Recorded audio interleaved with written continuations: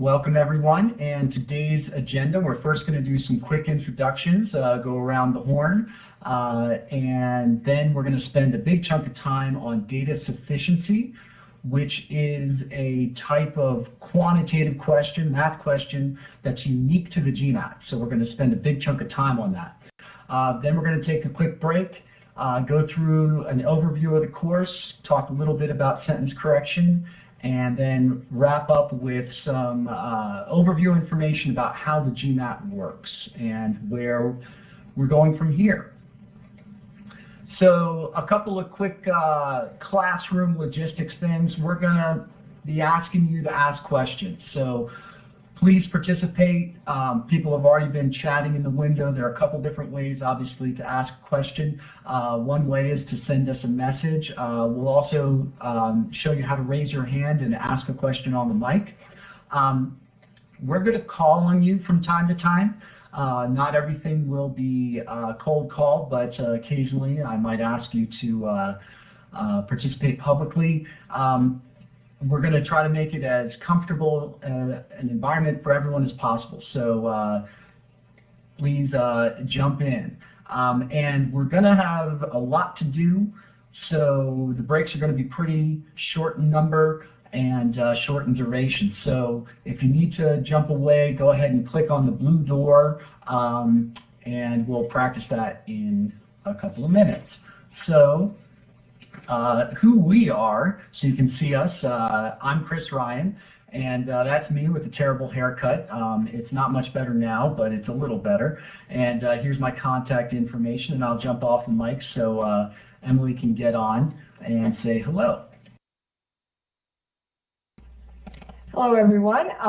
This is my contact information. Email is the best way to reach me, and I'm out in sunny, sometimes Southern California, and happy to be here. There are a couple of other moderators in the room right now, folks at the top of the screen. Danielle DiCiaccio is in our Student Services group, so she's here just to make sure everyone's logged on and cool. If you have any questions about logistics, etc., you can send her a text message or just send one to the moderators. And Gerard's here from tech support to make sure that everyone's cool in a technical sense. So now what we're going to do is go around the horn, and it looks like everybody's got a working mic. So we're going to introduce ourselves, and there are three things we want to hear at this point. Who you are, give us your name, tell us what you do, and tell us something unusual about yourself. And while everyone's talking, what we'd like you to do is put your current location on the map. And you're going to do that by selecting the pen tool, which is at the top left and just underneath the cursor, so it's a blue pen. And by selecting that tool, you can make a dot where you are. And I'm going to put a blue dot on where I am because I'm in New York City. So I'm out here on the East Coast. Going to keep a vampire schedule for this class. I love it. That's what I usually do. And I'll just say my name is Chris Ryan. I'm Director of Product and Instructor Development here at Manhattan GMAT and also an instructor. And something unusual, I just learned how to do a particular juggling move called the Mills Mess with Claw. Danielle works in the same office as me and so has seen this. I'll leave it to her to say anything about that. We'll go to Emily next and then go down the list starting with Andrew.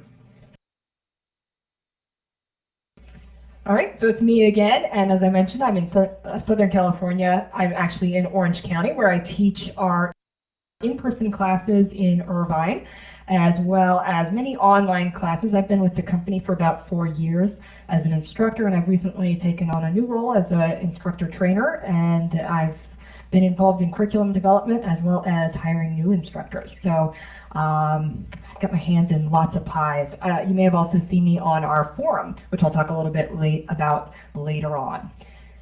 Something unusual about myself, I'm always thrown off by this. An unusual skill, or relatively so, that I have is that I know how to do stained glass, and I have made a couple windows.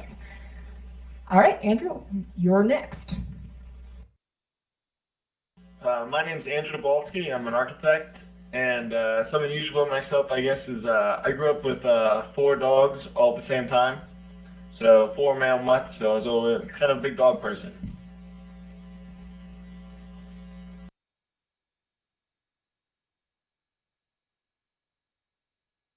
Fantastic. That sounds pretty cool. I think my wife, who's a huge dog fan, and we don't have any, would have loved that. Angela, why don't we go to you? Hi, I'm Angela Manalo Lares. I'm a CPA. I work as Internal Audit Director over at the Loma Linda University and Loma Linda University Medical Center in Southern California. And what's unusual? I can't really think of anything unusual except that I play the piano, the cello, and the flute.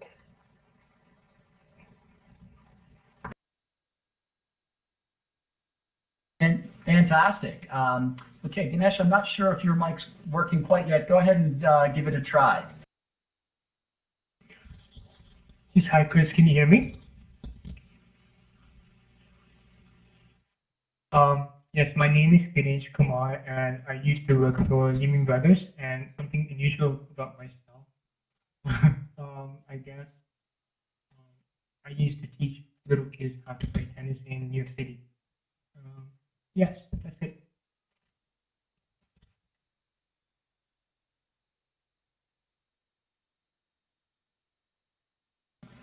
Fantastic. Also, when you're on the mic, don't forget to click the microphone button off.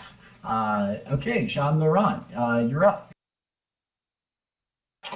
Hey everybody, my name is Jean Laurent, and let's see, well currently it's not really a job, but I'm a full-time law student at Chapman University here in Southern California, Orange County, and something unusual, I guess, I don't know, I was born and raised in Canada, is that unusual? Not really, but, oh, how about I have, my girlfriend has 4 children, and, you know, so it's pretty unusual for law students to go through law school and also tend to take care of children. That's about it.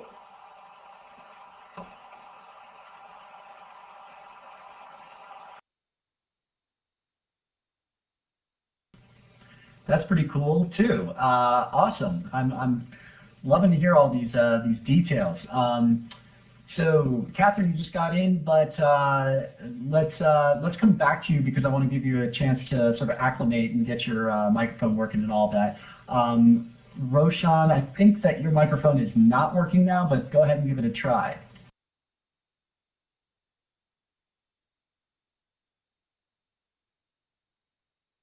Got it. Okay. So we'll get that working up next time, hopefully. And Ryan, it's to you. Hi, my name is Ryan Haberman.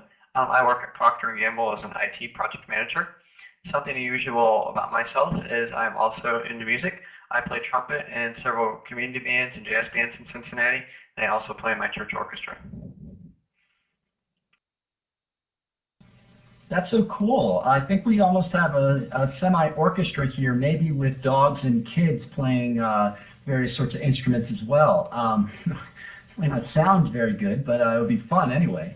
So, Catherine, do you know if your microphone's working or not? Can you hear me?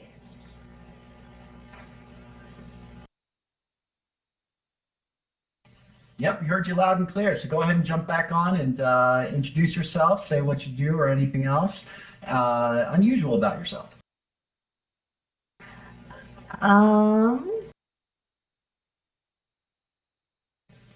Oops, I think we so just click it once and then let it go and then talk.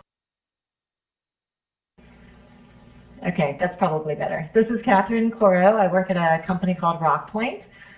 Something unusual about myself, I don't know, lots of sports, live by coastal, I don't know, go surfing in Mexico and Costa Rica and those types of things. Sounds good. So I'm trying to put it all together with everybody. Might be tough to get the orchestra, surfing, but we'll figure something out. Anyway, it's nice to see where everyone is and get a little bit of a sense about you. And for those of you who came in later, I'll go ahead and click back. We'll often have a while you are waiting kind of slide at the beginning of class or just before it. If you don't have the course welcome guide, then you'd go to manhattangmat.com live _ etc. To get the PDF, but it should have arrived with your books. Also, let us know if you did not get it. And then at some point along the way, if you didn't already, send us a private text message. We've selected it, so it's just going to come to us, anything that you type, to let us know when and where you're applying to business school, when you're planning to take the GMAT, if you've planned that, and what your goal score or score goal is, if any. So let us know those things. So now we're going to just quickly do a quick tool check, and this will be the last bit of logistics. So there's a software orientation, so we're not going to do a whole lot of things on the tools, but to make sure that you can participate, I want to go through a couple of things. First of all, Windows layout, the layouts of the windows. This is under Tools at the top, Tools, Layouts, probably, or I'm sorry, View Layouts. I wrote it down wrong for myself. View Layouts. You probably are on the default layout, and a lot of people like the wide. Emily likes the wide.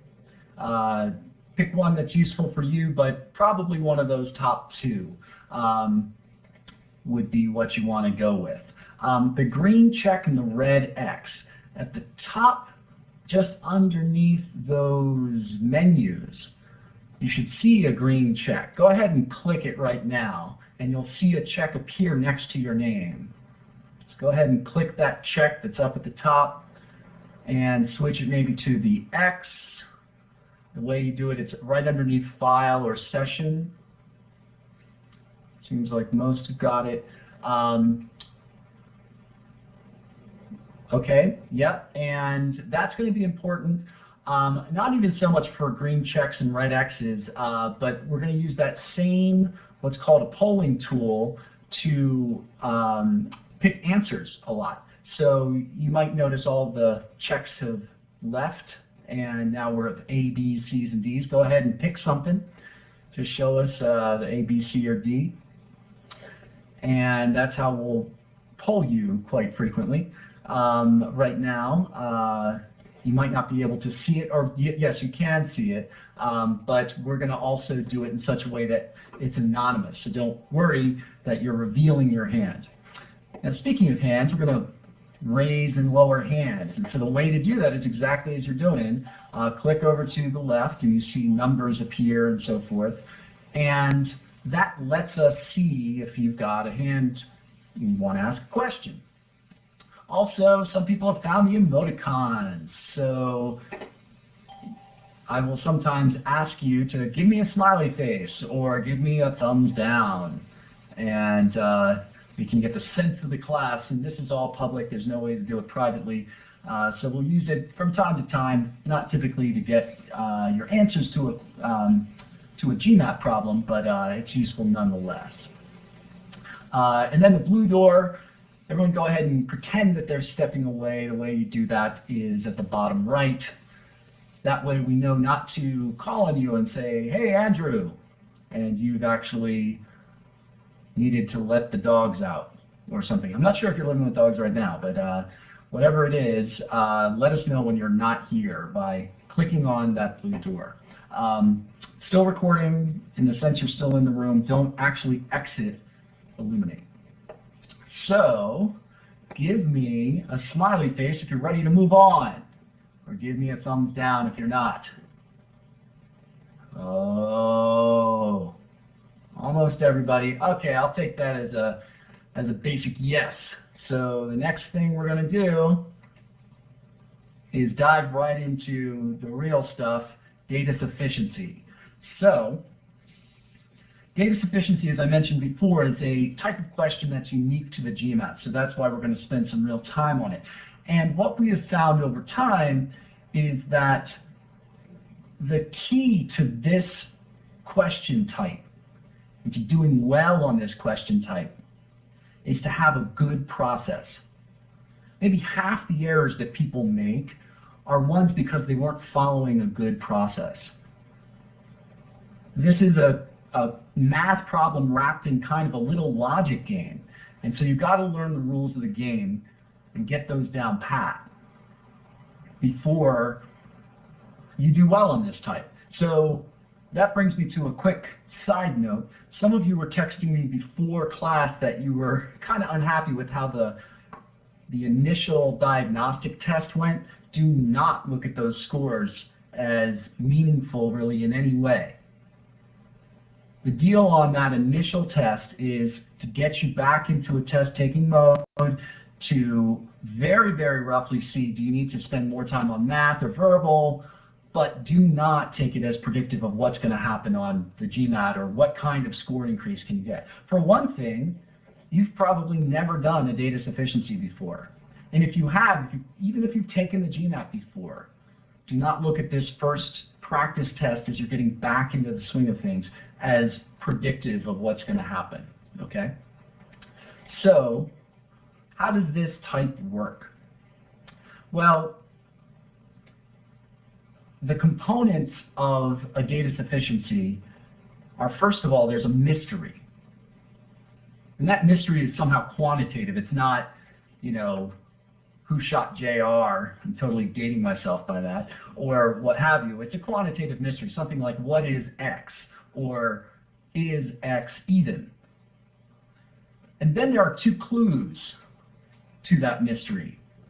And your job is to figure out, can you solve the mystery with the clues, and if so, how? So, let's take a look at a sample question. Here's the mystery. How old is Isaac? Sometimes the quantitative mystery will be expressed in equation form or something like that, what is X or whatever, or it could be just pure words, how old is Isaac? And then here are two clues. First clue is listed with the number 1, and there it is. And then there's a second clue. And what I'd like you to do is to take 20 or 30 seconds, look over these clues and the mystery, and figure out whether or not you can solve the mystery with the clues. And then type that to me. Type that into the chat window. It's only going to go to us moderators. So figure that out, whether or not you can solve the mystery.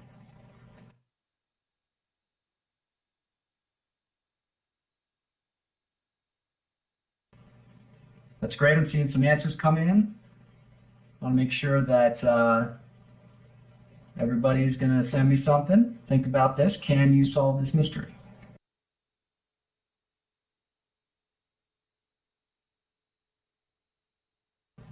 Awesome. And in fact, I see some of you even know the answer choices already. So, yes, you can solve the mystery, indeed. And here are the answer choices. These are the same for every data sufficiency. And what I'd like you to do now is to use the polling and put in your answer A, B, C, D, or E up top.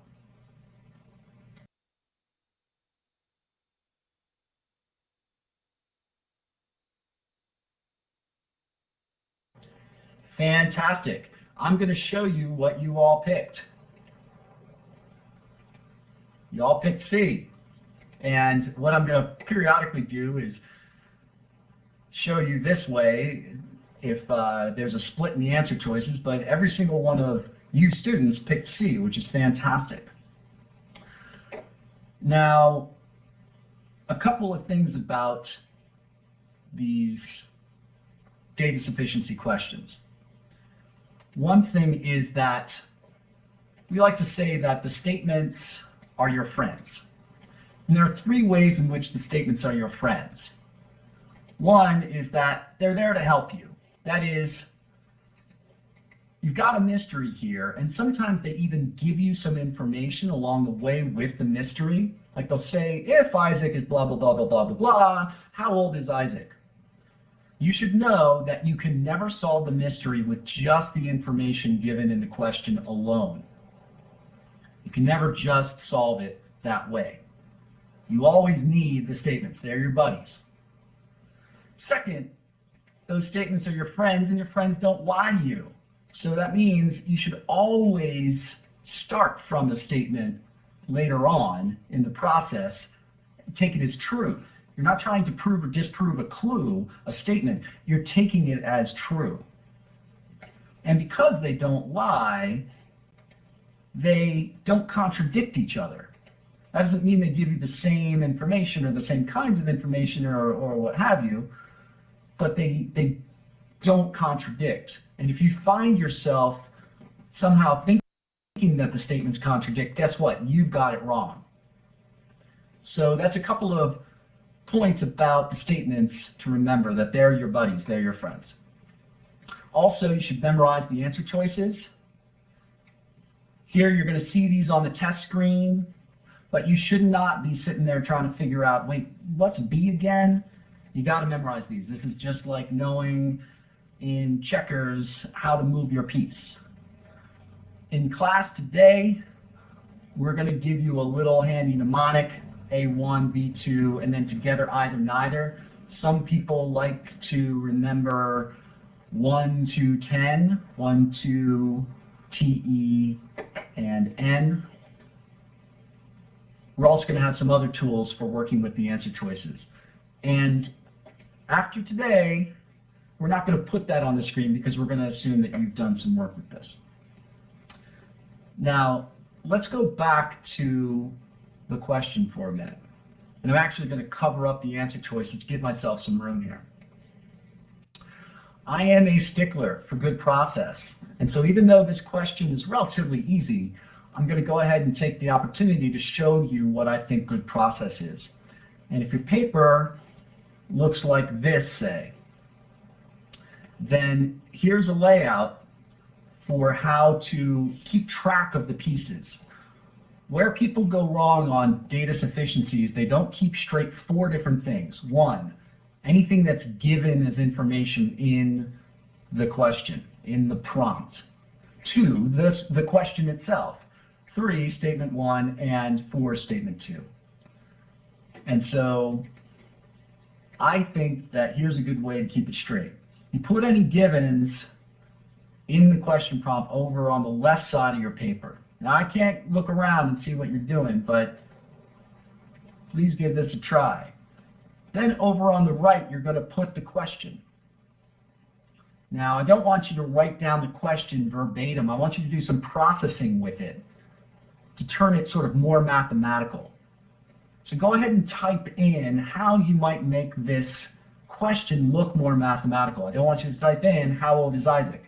Type in for me how you might make it look more mathematical.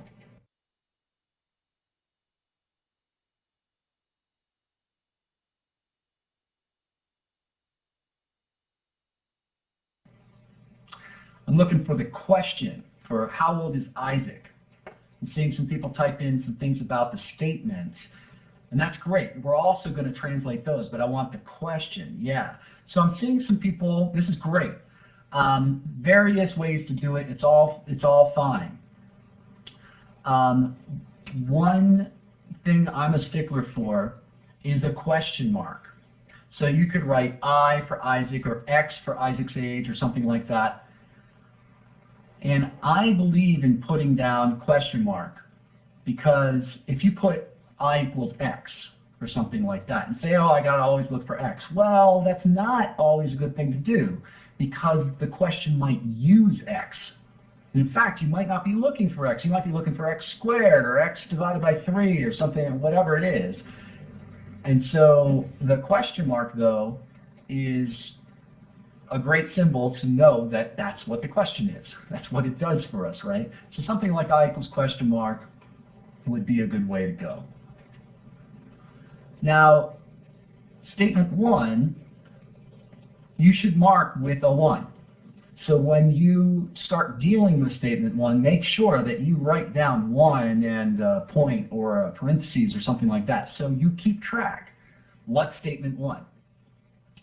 And now, if you haven't already, go ahead and type in what you think statement 1 might look like. And I'm seeing some folks already did it, but go ahead and type it in again real fast. Yeah. Fantastic. P equals 18. And some folks, it's great, actually noted, yeah, there's something subtle there, that we know that Paul is younger than Isaac. So we know something about Isaac as well. You could assume then that I is greater than 18, or greater than or equal to 18 for rounding or something like that. But you might not even get that down in this case. So I'm going to say you just put down P equals 18. Now thinking about the answer choices, which I'll repeat in summary form up here. A is 1, B is 2 by itself, C is together, D is either alone, and E is not enough. Which ones of these can we rule out at this point? Go ahead and type them in. Which answer choices can we rule out at this point?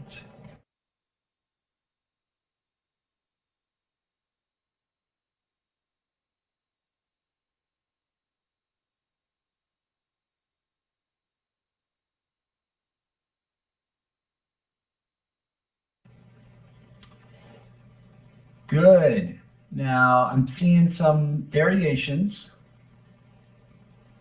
We reviewed the answer choices, which I didn't spend a ton of time on because it seemed like you all knew them pretty well. But A means that statement 1 by itself works, but not statement 2. B means the opposite. Statement 2 works by itself, is enough information, but not the opposite, not statement 1. C means that you need them both together, but by themselves they don't work. D means either statement works, and E means you don't have enough even if you put the statements together. So let's see here. Is statement 1 enough? Go ahead and give me a smiley face or a thumbs down if statement 1 is enough or not. Yeah, statement 1 isn't enough, right? So what I want you to try now is take your laser pointer, and laser pointer we're going to occasionally use. The laser pointer is this guy here. Looks like an exploding firecracker. Click on that, and you'll get a little guy that looks like this, and I want to see a whole bunch of little red dots on the screen. Yeah, and if you drag it around, then it moves, and yeah, hey, everybody's going nuts. So click on that exploding firecracker laser, and what I'd like to see with all these fireflies is put them over here. I'm going to go back to a finger so I can distinguish myself. Put them over here, what we can rule out. Seems like we've got some consensus around we can rule out A, and yes, indeed, we can rule out D, either one. If 1 is not sufficient, then we can rule out A, and we can rule out D. That is such an important rule that we actually create a grid. And that grid we call A, D, B, C, E. And so write that down in your notes. A, D, B, C, E. If statement 1 is sufficient, then the answer choices must be A or D. Then the correct answer must be A or D. If 1 is not sufficient, then the correct answer is B, C, or E. And it seems really, silly to jot that down. It's not. Trust me. I use this all the time whenever I'm solving a problem. And in this case, we are able to rule out A and D because from P equals 18 by itself, we cannot know how old Isaac is. By the way, when you're writing things down, don't write down both statements and then start applying the grid. Write down the first statement first, and then just look at that, P equals 18. Does that tell me what I is? No, it doesn't. And then I can rule out A, D, and keep B, C, E. Now we go to statement 2. And I'll just go ahead and push forward here. Some folks already wrote in what they wanted to translate 2 into, but go ahead and type that back into the direct message window to us, what statement 2 can be translated to. Give you 15, 20 seconds on that.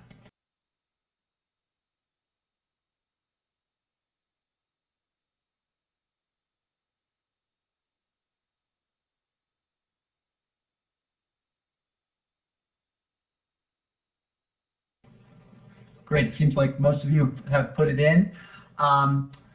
Be careful when you're doing the translation. Most of you got it right, but just be careful on the direction.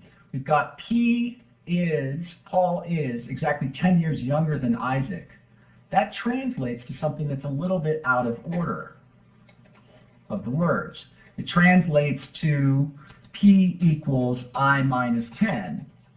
Keeping with the letters we've already chosen here on this board. Or you could say I equals P plus 10. Notice, just keep track of where the minus would go, that it's not 10 minus I, and it's not I plus 10. As it turns out, you could make that kind of error and you'd still get the same answer on data sufficiency. So one of the nice things about data sufficiency is it can be a little bit forgiving of slight errors in algebra or something like that. Because you're really just looking for, do you have enough information, not actually what the answer is. So with this, statement 2, I have enough information, right? I can figure out P 18, I put in that, 18 equals I minus 10, and I get I equals 28, so my answer is B, right? Give me a smiley face or a thumbs down on that. So my answer is B at this point, right? Oh, Andrew's giving me the thumbs down. So is Ryan.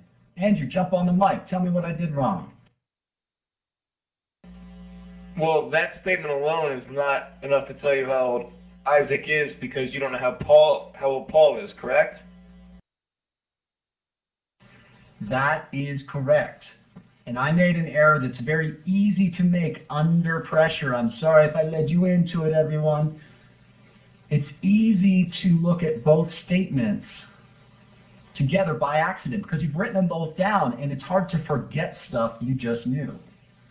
So you have to be sure, after you've looked at statement 1 and made a decision on AD or BCE, that when you put down statement 2, in a sense, you kind of cover up or forget about statement 1. Now you shouldn't literally draw an X through it. Some people actually put their finger over it on their page, put their hand over it, physically hide it, so that they remember to forget it. So I'm making this point now because on a simple problem, yeah, it's easy to keep straight, but under exam pressure and on a more difficult problem, you could easily let the statements carry over one into the other and accidentally pick an answer you didn't mean to. So statement 2 by itself is not enough, exactly as Andrew said, and so I can rule out B. Now, what some people do, it's a good practice, is write down literally 1 and 2 together when they get to that stage. And then put down something like 18 equals I minus 10. And we've all determined that that's enough because C is our answer. So, let me pause here. Emily's got some good comments on the board. Do you want to jump on the mic? Yeah, there are two errors. You just mentioned one of them. Statement carryover is process-related error. When you think you are looking at one statement by itself, but you are subconsciously or unwittingly using the other one, and therefore looking at both together, but thinking you're looking at them alone. The sort of the flip side of a process error is thinking it's okay to use both pieces of information before you've done due diligence. It's very natural for people to dive right in and use everything on the page, right? This is what you do in your work most likely. You use all the information available to you. But the way these choices are worded basically prevents you from doing that. Three of the choices talk about statements alone, so you do have to deal with them individually before you're ever even allowed to combine them.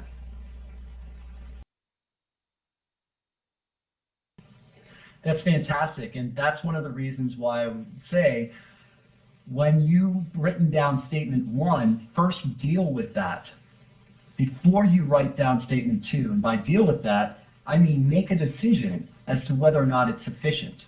In fact, what some folks do is they literally write sufficient or not sufficient, or NS, after a statement in order to make sure that they've kept it straight and they've done the work for that statement before moving on to the next one. And in this case, we would of course say that's not sufficient. Now, if you use the grid, and once you've become practiced with the grid, then the grid takes the place of writing down sufficient or not sufficient, because by crossing out A and D, you've actually said to yourself, oh, one's not sufficient.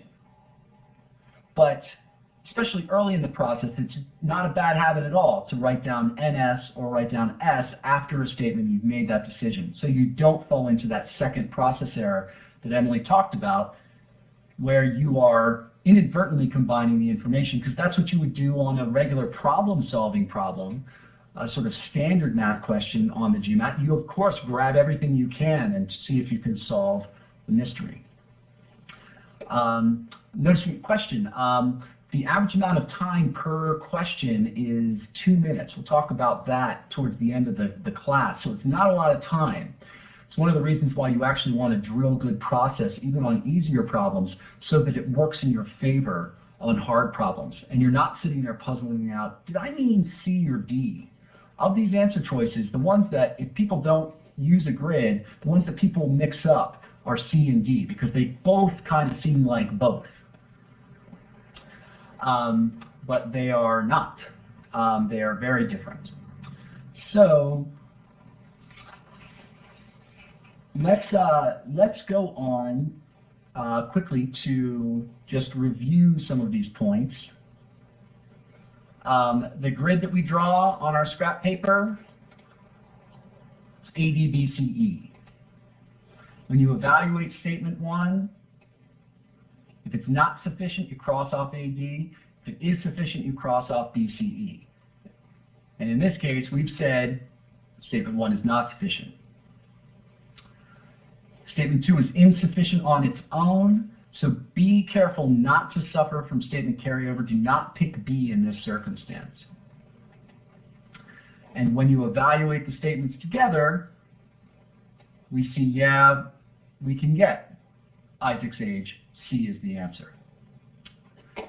Now, by the way, how old is Isaac? Go ahead and put it into the polling up at the top.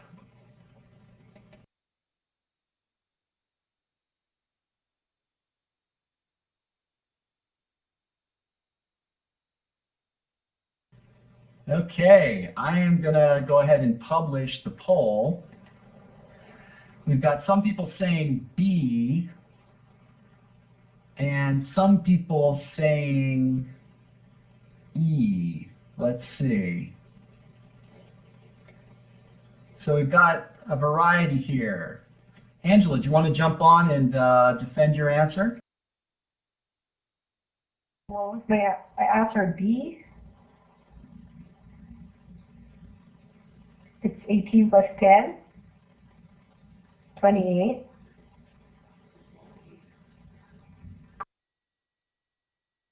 Sure, that totally makes sense. So, Ryan, do you want to jump on and say why not 28? Isn't Isaac 28 years old?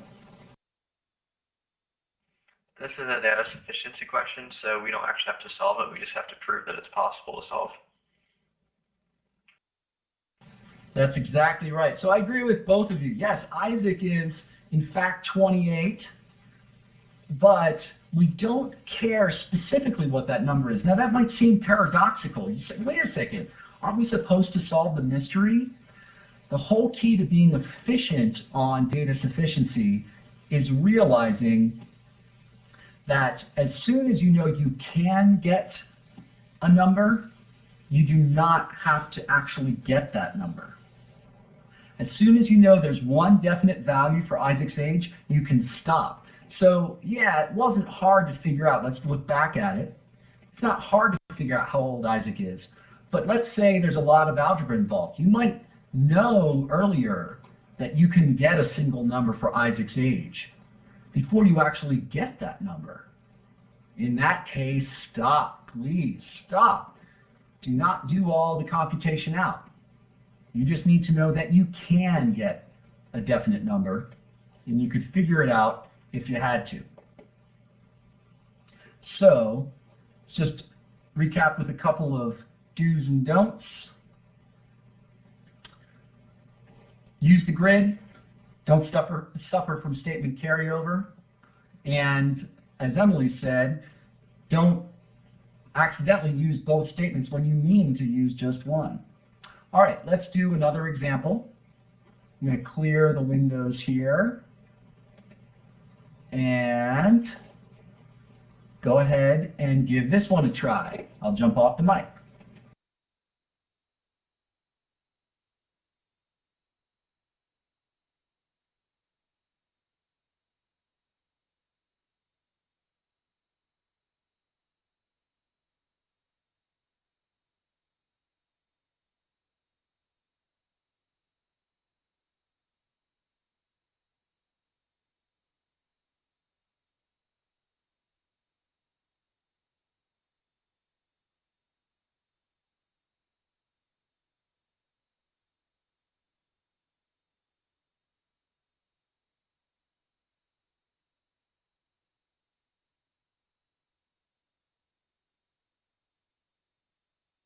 Okay, I gave you about a minute and change on that one. Not a whole lot of time.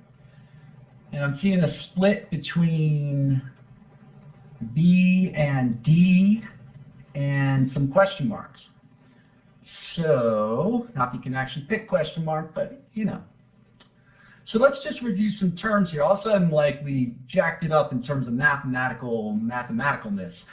What is an integer? I'm going to switch over and have you all be able to type to each other, and go ahead and type some integers into the chat window, and everybody will be able to see everybody's integers, and just go ahead and type some in so we know what we're talking about. Integers. Go ahead, type them all in. Not all of them, some of them. Yeah, love what I'm seeing. So integers, numbers like 1, 2, 3. Andrew's given us a favor and made us realize that 0 is 1 as well. Negative 1 is an integer, so negative 1, negative 2, negative 3, all that kind of thing. No fractions, that's a great way to put it. Full numbers, yep, whole numbers. So sometimes people think of whole numbers just as positive or 0 integers, but negative integers like negative 1, negative 2 also count. So also, we'll come back to the other term multiple in a minute. I also want to ask you how this question is different from the other question. I'm going to put the question that we had before up on the screen. How old is Isaac? And I want to know how this one's different from other questions. Ryan, awesome. Value versus yes, no. What's that mean? Go ahead, jump on the mic. The different data sufficiency question types are, it can be asking you what is a specific value, so like is X 26, or another question is just yes, no. So this question is asking yes or no is X a multiple of 9, yes or no is X 18 between 20 and 26. I'd agree with you in almost everything you said. That's fantastic. Except you said a value question could be, is X 26?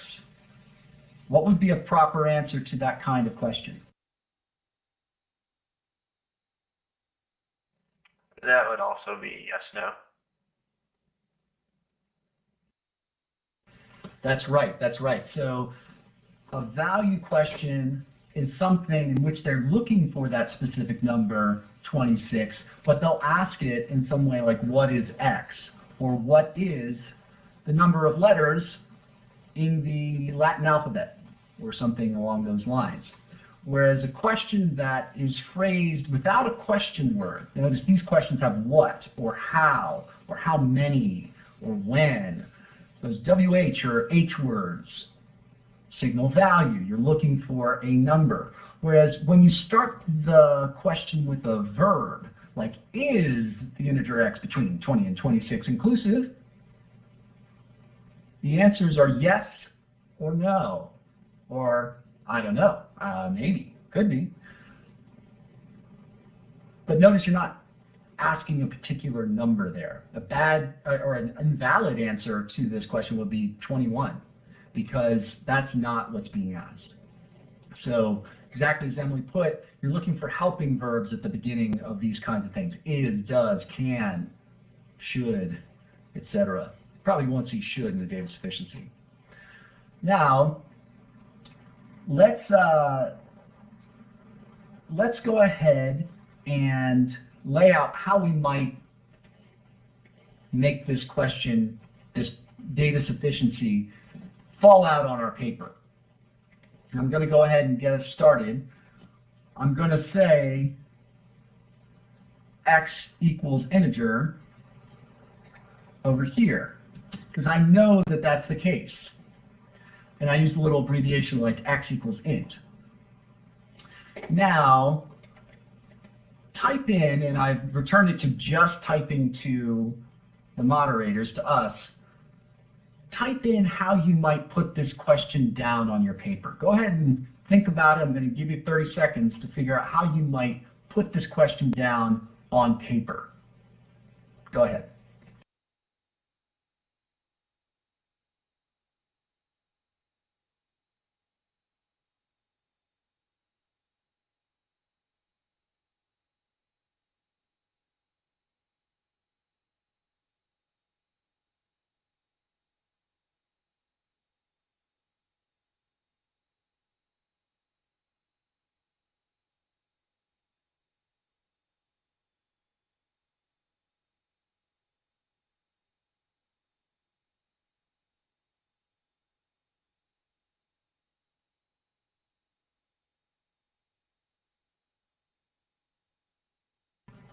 Okay, I'm seeing a lot of good thinking, and some folks are like, hey, I'm not quite sure. And that's totally cool, because that's why we're here. It's session 1. So we've got down that we know X is an integer. So X is a number like 1, 2, 3, or -1, -2, or 0 for that matter. And we're asking, is that integer X between 20 and 26 inclusive? And so there are a lot of different ways people have written them down, and I think every single way where people have asked it is fine, or have written it down. One way you might actually do it is to write something like this. Is X equal to 20, comma, 21, literally write it out. Because it doesn't take that long. I'm doing it while I'm talking to you. And I hit return, and there you can see it all. Or I could put in some dots in there. Is X equal to 20, 21, ... or 26? So don't worry about, well, how do I represent a range of numbers or something like that? 1, just use ... 2, feel free, if the range is small enough, to use just listing. Just list them all. I got a problem we're going to see in a few minutes. I got that problem wrong because I didn't do this. I was too cool for school. I didn't write the numbers down, and I got it wrong, even though it was only a few numbers. And if I had written them down, I think I would have caught my error. So just feel free to write them all down. Now, I want you to also, one other thing, I noticed some people use the question mark.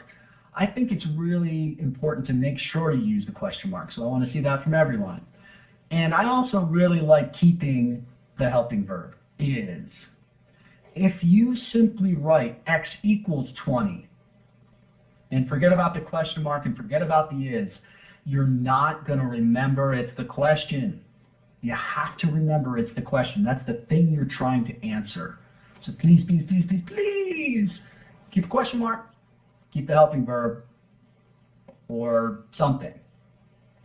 Now, here's another variation on the previous problem. I want to ask you, which of these statements is easier to deal with? Go ahead, type in, whether one or two, type it into me. Which of these statements do you think is easier to deal with?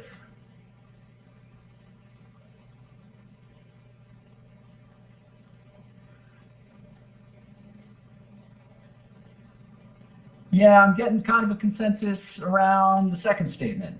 Yeah, neither one's super duper an obstacle, but if we see that the second statement's a lot shorter and it looks a lot simpler because it's actually telling us what x is, then we ought to start with that statement. And this happens maybe 10, 15% of the time. Your default is to start with statement one, and that's fine. There are some people who go into the exam and say, you know what, I never figured out how to start with statement two. I'm going to just start with statement one because that's my go-to. It's fine by then. But I'd like you to give a try to being ready to start with statement two on occasion, because you can actually knock out some answer choices that way. If it's easier to deal with, go ahead and start with it. So you're going to actually write down statement two first. You put down x equals 18. This is what your paper looks like. And now, what I want to know is that information sufficient to answer the question? Is 2 sufficient? Answer me yes or no. Type it in the window. Is that information sufficient?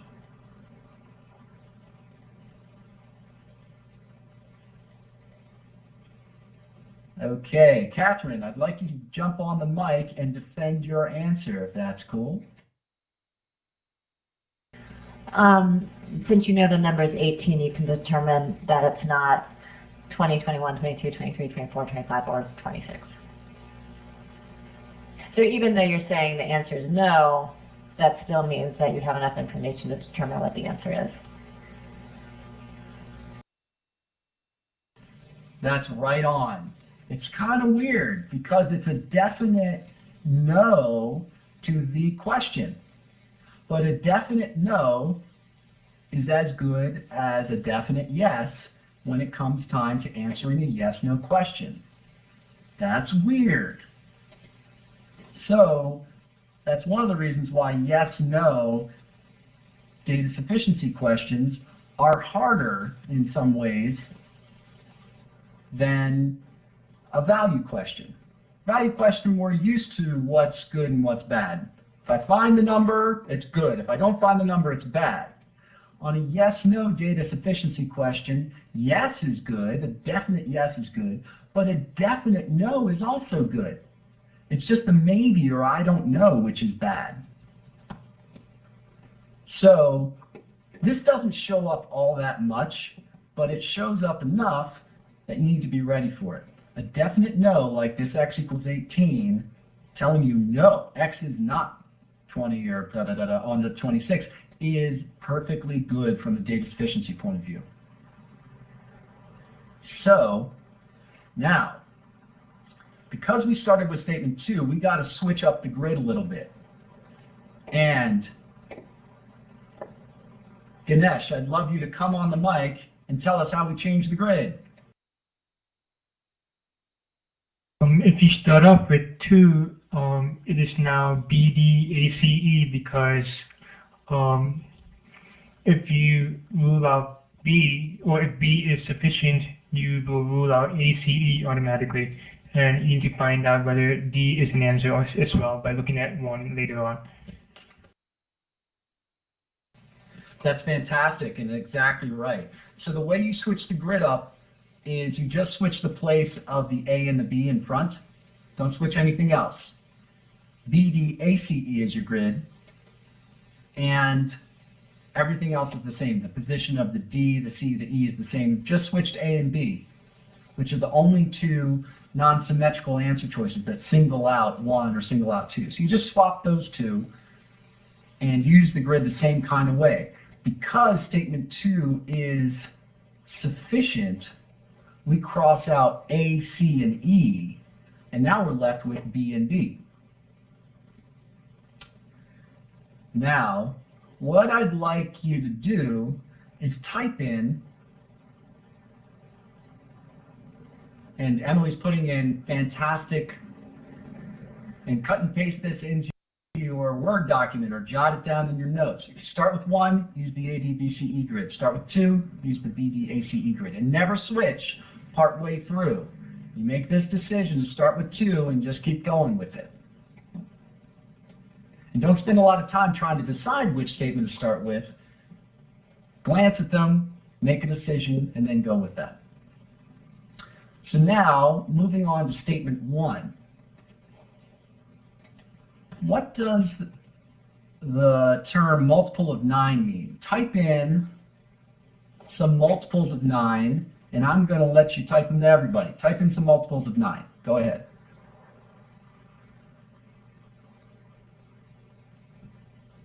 Yep. Sorry, Ryan, I not switched it fast enough for you. Yep. Those are multiples of 29. 9 times 1, 9 times 2, 9 times 3. Notice those are all 9 times an integer. In fact, for next week, you're going to be doing some number properties work in between now and next week, and this stuff is in the book you're going to be working out of.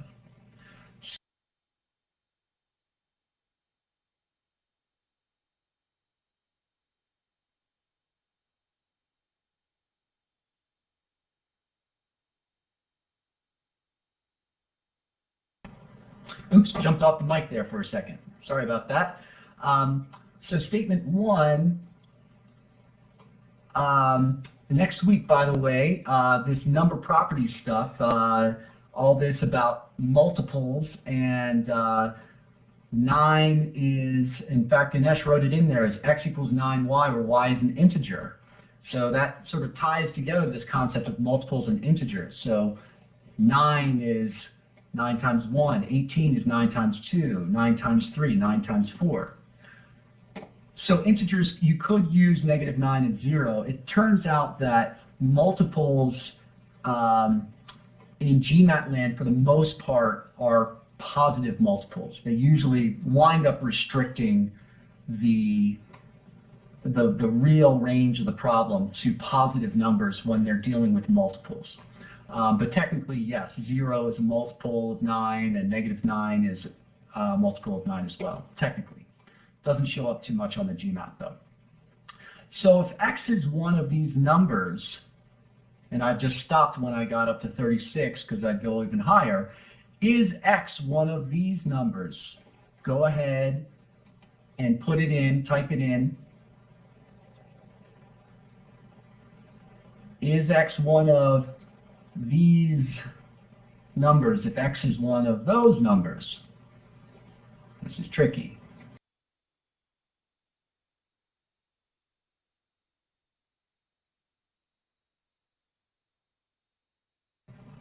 Yeah, I'm seeing some definite no's. Even though we don't know which of these numbers x actually is, we know x is not one of these numbers. So we have another definite no. It's kind of strange again. And it's even stranger than the first one because we don't actually know what x is. But we know that x is not one of those numbers, because none of those are multiples of 9. And so, what can we do? Knock out B. And the answer to this is, in fact, D. So this is a pretty tricky question. Those of you who picked B, nice job getting through this part and the definite no here. But the thing that's tricky is to realize that you don't even necessarily need to know what the value of the underlying variable is to answer many yes-no questions. That's another way in which these yes-nos are just evil little buggers. I'll give you another example. Is n even? If I tell you the statement 1 that n is a multiple of 4, then in fact I know that n is even. All the multiples of 4, 4, 8, 12, 16, dot, dot, dot, are all even. But I don't know which one n is. And the GMAT loves this kind of business. So that's why we're here, is to unveil the traps. So let's take a look at just a quick review on this problem. Again, the correct answer is D. Statement 2 is easier this time, so the grid becomes BDACE, as Ganesh laid out for us. Statement 2, we do the same kind of thing. If it's not sufficient, we cross off the top row. If it is sufficient, we cross off the bottom row. Now, you got to be careful. What we put down here is that no is not the same thing as insufficient. A definite no is as good as a definite yes. It's just the maybe, the mix of no's and yeses that's bad. Last statement. Remember, we don't know what the integer x is, but we know it's not between 20 and 26, so D is the answer here. So, a couple of additional do's and don'ts. Do start with the easy statement, and don't confuse no with insufficient. Now, before I go on, please raise your hand if you have any questions about the process here. So now we're going to get into some real GMAT questions, ones from old exams. So any questions on the process? Raise your hand. Give me a smiley face if we're ready to go on. One of those confused faces? No. All right. So let's boogie into the next part of data sufficiency, which has to do with rephrasing. We're going to take a break after this part, so hang tight. This is our first real problem. And let me say this, just one point of philosophy.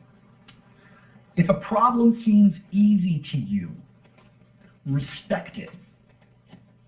If it's easy to you, respect it, because quote-unquote easy problems have a lot to teach you. Sort of bow to it when you walk in the room. And so if we in the class are doing a problem that you say, this is really easy, still follow good process. Use it as a chance to practice process and to improve your speed.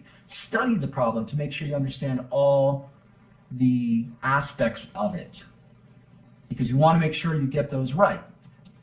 Now, if a problem seems really hard for you, you're like, man, this is above my level right now, go ahead and still attack it. Bow to it first, and then go ahead and jump in punching. Don't be intimidated by any problem. See if you can knock out a couple of answer choices using the grid or what have you. So here we go with our first problem, which is from the 11th edition of the official guide, which was just the previous one to the one you have now, the 12th edition of the official guide. Here it is right now. You've got 2 minutes. You may start now.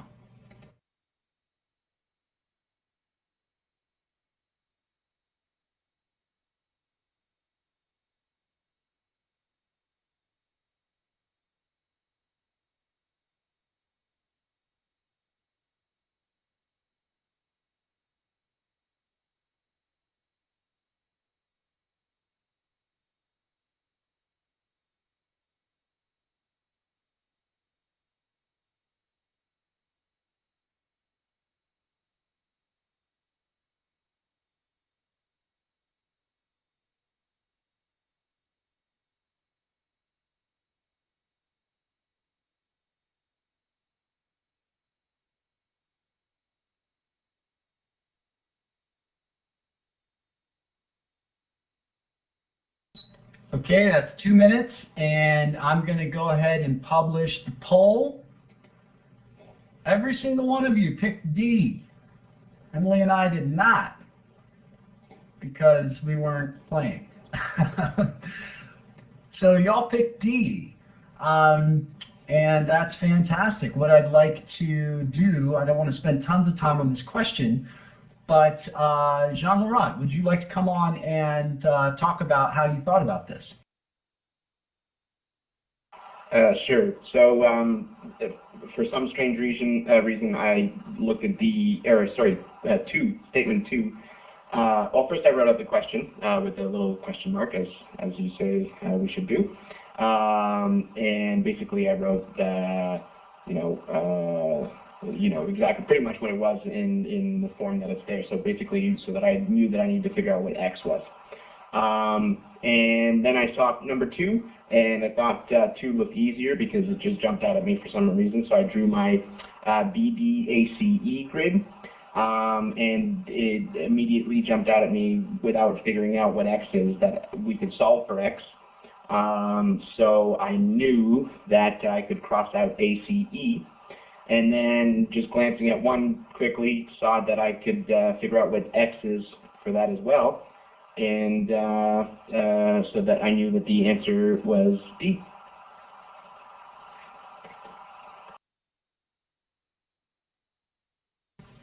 That's fantastic. That's awesome. I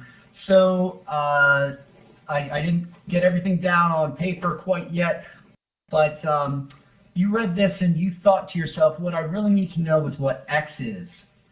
Andrew, jump on. Yep.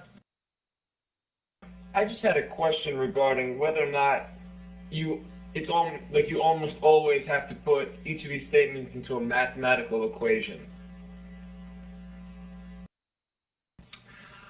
It might not be an equation per se, but there will be some relationship that goes down, and so it will wind up often being an equation. It could be an inequality.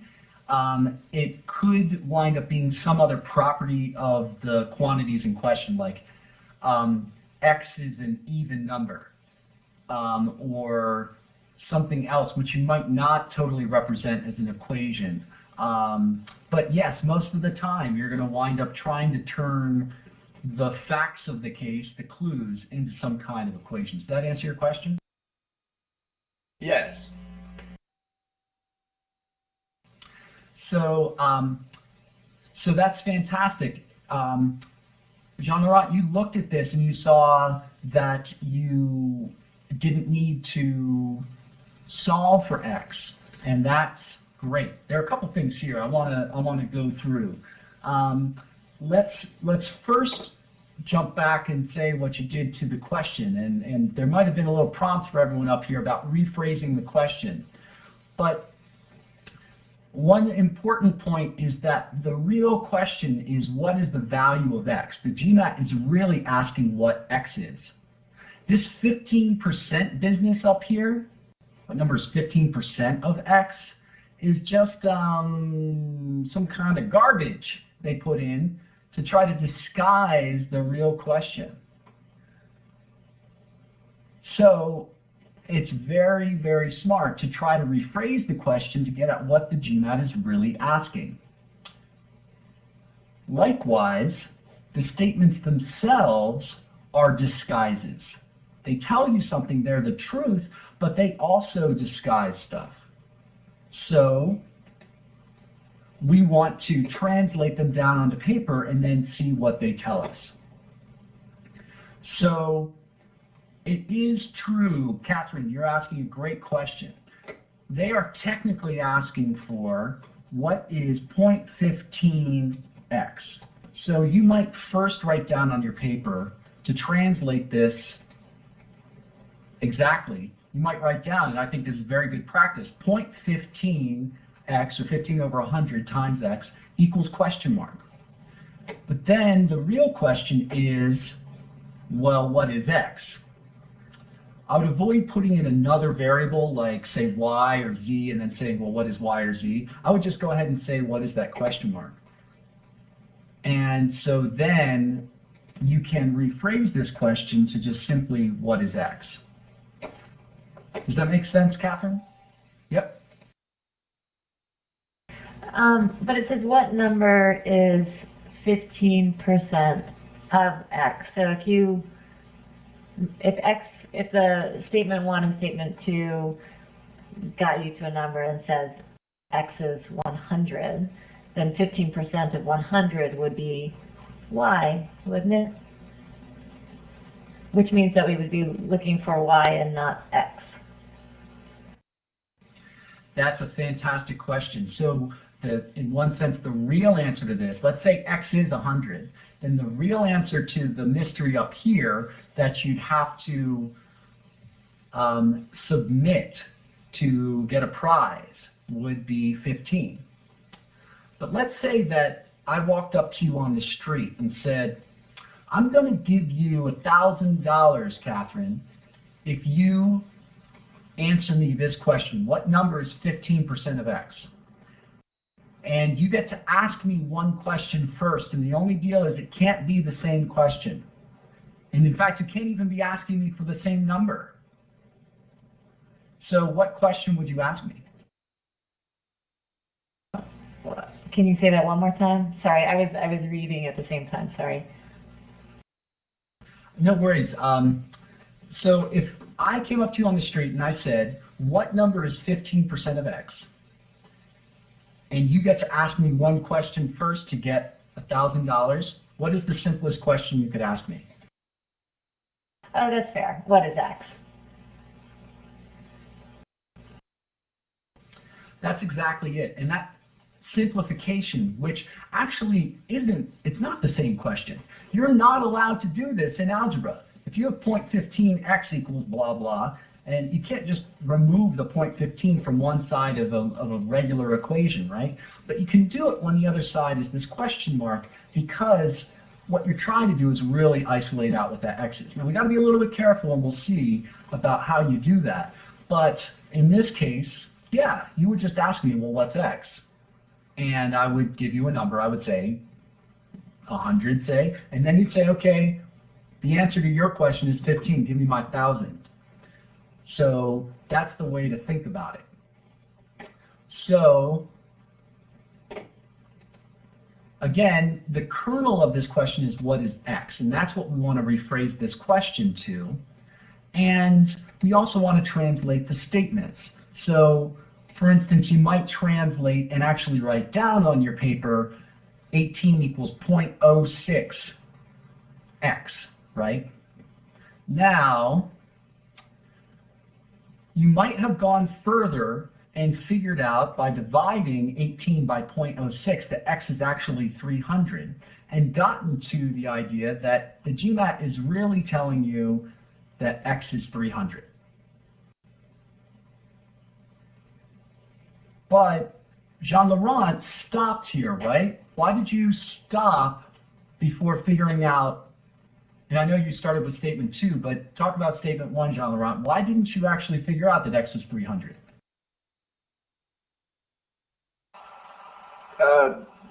Just because I guess I'm not that good at doing math in my head. So as soon as I figured out that I could do it, without calculating anything, I stopped. No, that was a super wise course of action. We want to be lazy on the GMAT. And I'm not saying you're lazy in real life. I'm just saying here, be lazy. As soon as you look at this bad boy of an equation, I do think it's good practice to write it down. As you're looking at the screen, jot down 18 equals 0.06 x. And that's sort of your mental processing of it. Then have the realization, bang, I can solve for x. Yes, I could divide 18 by 0.06. But that's what the GMAT wants you to do. That's what the GMAT is trying to get you to burn time on. That's why this question exists. They didn't write down x equals 300. They disguised it somewhat because they want to get some people to actually figure out what x is and burn time. You've got to stop as soon as you realize that you can solve for x by dividing 18 by 0.06. What that number works out to be, it happens to be 300. Who cares right now? So if you can stop earlier in the process you save time, and time is money on the exam. So you can just say, yeah, x is some number, and so therefore I can cross out B, C, and E. Likewise, when you translate the second statement, you should stop there. Yeah, you can figure out that x is 300, but I'd rather you stop earlier. And so our answer is D. Keep knocking this thing out with a big fat pen. So D is our answer. Whoa. And I'll make that a little bit bigger so we can all see it's D. And the key is, for time's sake, don't solve for x. As soon as you write down an equation such as this one or such as that one, where all you need to do to solve for x is to divide by one number by another, then stop. So this is a real question. This is number 34, as I said, from the 11th edition. And think about how this question was designed. This was the real question. What is x? X is 300. X is 300. And then they just built in disguises. Well, let's make it 15% of x. Let's disguise this by putting it as 18 equals 6% of x. Let's disguise this other way. So the whole thing that you're doing is really reading the GMAT, sort of peeling back the disguise, and you're figuring out what it's really asking you and what it's really telling you. Now, there are a few different types of rephrasing. One is just simply translating English into math. So 1/3 of x, is that greater than 20% of y? You want to just write that down as it is. Try to translate it into math language. And if you aren't that practiced right now, that's why you're here. You're going to be learning that along the way. Another type of rephrasing is just sort of unraveling the disguise. And these manipulations are algebraic manipulations. So take a look at this question here and think about, what might we do to this? What are the kinds of things we might do? Raise your hand if you've got ideas about how to manipulate this. We want to jump on the mic?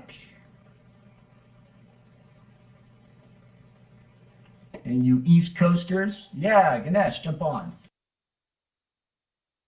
I would distribute the x, and then after distributing the x, I would try to simplify, and hope.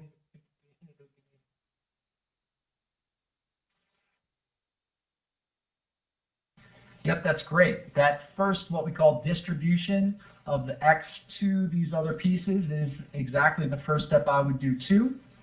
And then we do all this other stuff. We realize we can cancel out the ax, because we're subtracting it from both. We've got ax minus ax, so it becomes just a sort of red herring. And so the real question is just, is bx equal to -3/2? And you might stop there, or you could keep going, depending. Another type of rephrasing is just like the one we saw. What is 15% of x? Well, the minimum we need is what is x? What's that value of x? And finally, we might have something that's a little bit coded, like say y squared is less than y. What I want you to do is type in for me, what numbers could y be, where y squared, y times y, is actually less than y. It's actually a smaller number than y. Go ahead and type that in.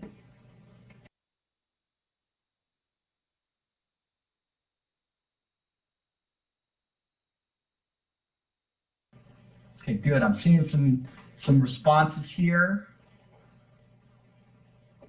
Now remember, less than means to the left on the number line. To the left on the number line. So yeah, let me just walk through a couple of ways of looking at this. One is kind of technical. We might say, okay, y squared is less than y, and I subtract y from both sides. I'm actually not suggesting you do it this way, but I'm just showing you for giggles. So you say, oh, y squared minus y, and I can do this factoring thing and figure out they have opposite signs, and I get this whole thing saying, actually, y is between 0 and 1. Where y has a positive sign, y minus 1 is a negative sign, y is between 0 and 1. This way is pretty tough to do on the fly. I think a better way is what I kind of asked you to do, which is to plug and remember. What numbers get smaller when squared? You try, say, a half squared is 1/4, and that's less than a half. Careful, those of you who said negative numbers. Negative numbers, y squared is bigger than y, because it becomes positive. Even if it's closer to 0, say like negative a half squared is positive 1/4, which is technically bigger because it's to the right on a number line. So this is one of those where you say, okay, proper fractions, and eventually this is just one of the tricks of the GMAT. They actually like this particular one, y squared less than y, and it's just true for y between 0 and 1.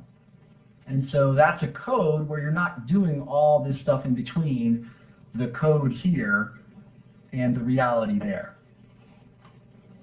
So let's try a few more problems. We're going to boogie here until about 10:50. Hang tight, 10:50 my time, and then we're going to take a break. So got another 25 minutes or so. Let's bang through a few problems and try these rephrasings. So I'm going to clear the polling and go ahead and give this one a try. Go.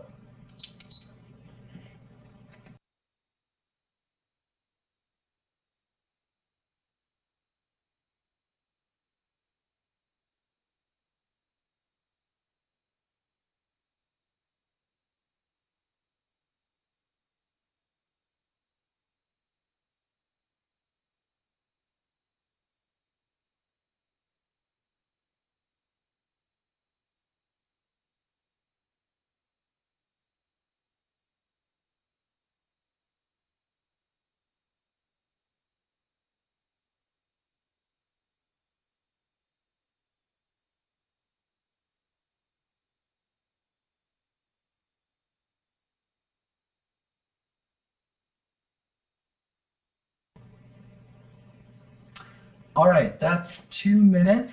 Go ahead and take a shot. See how this goes. Go ahead, just take a shot. All right, we've got a mix of responses so far. And it's pretty split between A, C, and E. So we've got a few different points of view on this one, which is good. So let's think about how we set this one up. Key word here is ratio. What does it mean? How do we write down the ratio of the population to the number of representatives? How might we write that down for one of these districts? Go ahead and type that in, how we would write that down. The ratio of the population to the number of representatives. Yep, go ahead, Emily.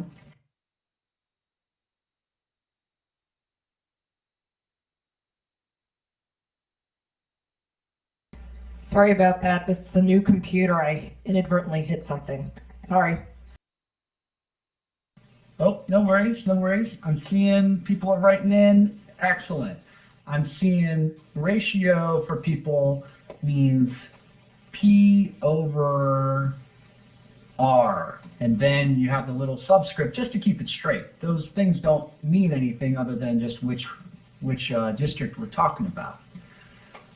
So you could use the colon such as P to R, but I think it's actually better mathematically to use P over R in a fraction, because we can actually do math with that fraction.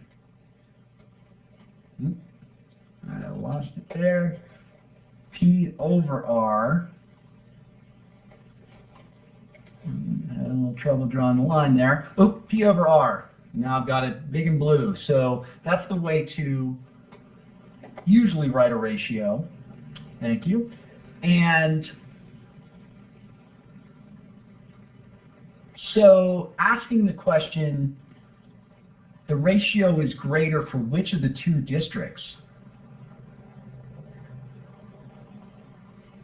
we should really translate that to, is ratio 1 greater than ratio 2, or vice versa?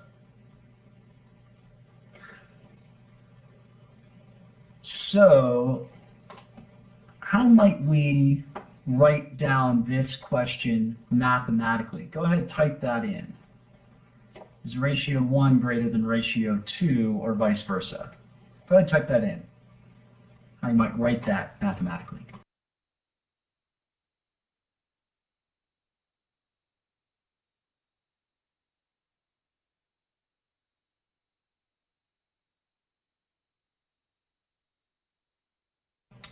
Great. So I'm seeing a bunch of responses that are akin to this. Is P1 over R1 greater than P2 over R2 or vice versa?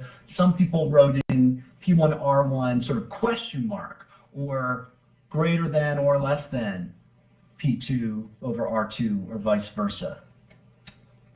And those are all great ways to do it. So now the question becomes, how can we manipulate this? How can we manipulate this? And it's actually pretty subtle how we can. Any thoughts about how we can manipulate this from this point? Go ahead and raise your hand.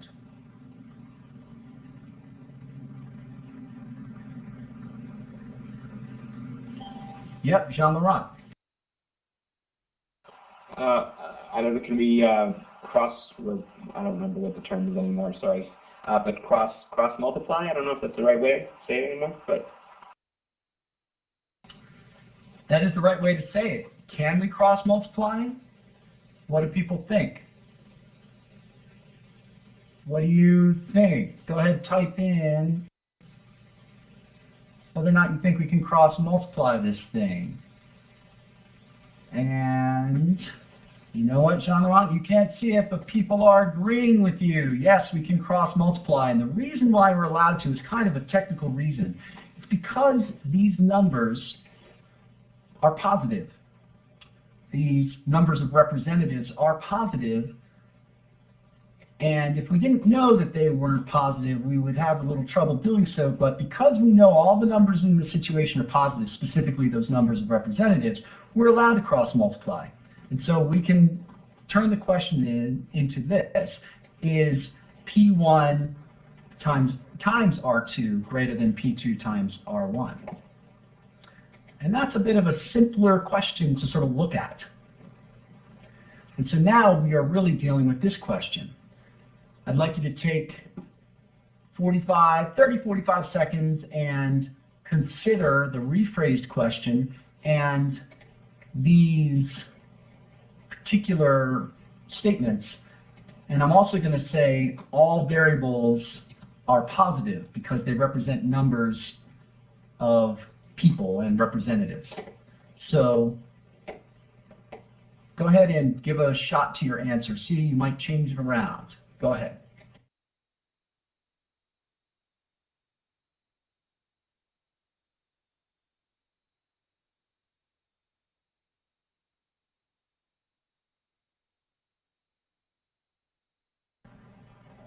Yep, I'm seeing that most of you switched it to C. And in fact, another manipulation that you probably haven't used since who knows when is that if all these numbers, P1, P2, R1, R2, and R1 are positive, it turns out you can actually multiply these inequalities.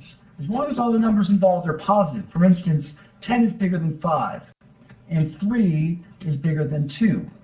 You're allowed to multiply two inequalities together. Man, I got to get off this big old thing here. 10 is bigger than 5, 3 is bigger than 2, and because those numbers are all positive and the inequality signs point in the same direction, I am allowed to multiply the left side and get 30, and I know that that's bigger than the product of the right side, which is 10. So the GMAT recently, in fact, in the 12th edition, it's sort of a change from the 11th edition, and the 12th edition is only a couple months old. the GMAT is starting to emphasize these kinds of manipulations more. So just a little plug for ourselves. Glad you're here. But one of the things we really keep up with what the GMAT's doing, and this subtle change is one of the reasons why we put this problem right into the first session. They are starting to like this sort of hidden constraint in which numbers that represent counts of real things are definitely positive then. And then you can do things to those inequalities or the equations because you know that those numbers are positive. So for instance, we can cross multiply, as Jean-Laurent said, and we can multiply up these two inequalities and guarantee that yes, indeed, we get this. So let's try another question. This one's pretty tough. Dig deep. Let me just reiterate. We're going to try to rephrase the question in the statements, and here is the question. Go to it. You have 2 minutes.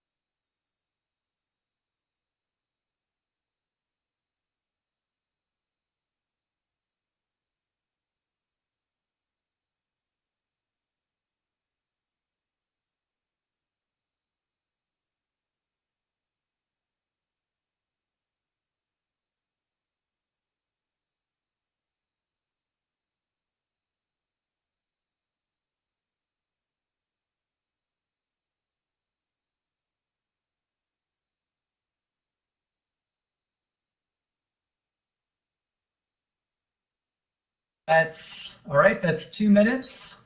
Take a shot. Go ahead, put it in. Okay. Seeing a variety of answers.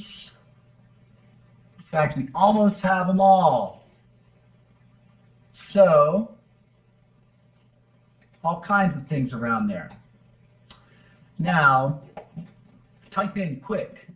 Is this a value question or a yes-no question? Go ahead, type it into the direct message window to us. Value, yes, no? Yeah, it's yes, no. So, got to be careful about this. Now, on our paper, we want to get a couple things down. Again, we get the givens on the left side, and there is a particular given here, that p is a positive integer. That's given to us.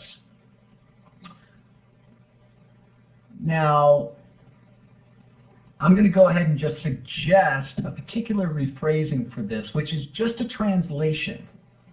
You might have seen more deeply into this problem than this, but I'm simply going to try to turn all these words into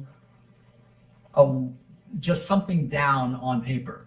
So I'm going to say, can the positive integer p be expressed? In other words, can I write p as something else? So there's going to be p equaling some expression with a question mark, like is p equal to that? So the can it be expressed as means, can you write p equal to? So is p equal to the product of two integers, each of which is greater than 1? So I don't know what those two integers are, so I'm just going to put them down as boxes. I could make up letters for them. That's fine. I'm going to put in a little star between them to represent times. I could make up letters, as I said, to be, you know, A and B or something like that. But I'm just going to leave them as boxes. And my question is, can I write P as the product of those two boxes? And those boxes are each integers greater than 1. Now, that might not look like that helped us a whole lot, but it got me a way of at least putting this down on my paper This is literally what my paper might look like. And then I can start to try things out. Literally just writing that. So let's go ahead and start with statement 1. If I start with statement 1, and I even write it down as it is, then I have this. So type into the direct message window, what are some possible values of P? Go ahead and type them in to the window. Come on now, dig deep. I'll give you a break shortly. Just statement 1. Yeah, so P can be 32 through 36. Can't be 31, can't be 37. And that was my error. Remember I referred to that earlier? So let's just pick one of these out. Let's say that P is 32. Give me a sign, type it in. Can I write 32 as the product of two boxes with the boxes as integers bigger than 1? And if so, how?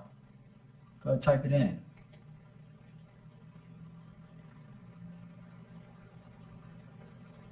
Come on, everybody. Can I? Yeah. Notice how much easier it is to do once you actually get a specific number down. So if P is 32, what is the answer to my question? Type it in. If P is 32, what's the answer to the big old question up there? Can P be written as the product of those two boxes? The answer is yes. Yes, I can. So continuing on, 33, 34, 35, and 36. I was too cool for school, and I did not write these things down. And as I go through each of them, I find, wait a second, you know what? Oops, I put that one in the wrong place. I'm talking while I'm walking. 35 is 7 times 5. 34 is 2 times 17. 36 is, say, 6 times 6. Obviously, for some of these, there's more than one option, and for others, there's only one option to fit the criteria. But I noticed that every single one of them works. So if I'm told this, if my buddy statement 1 tells me this stuff, then is that sufficient? Do I know the answer to this question? Tell me yes or no. Do I know the answer to this question or this question?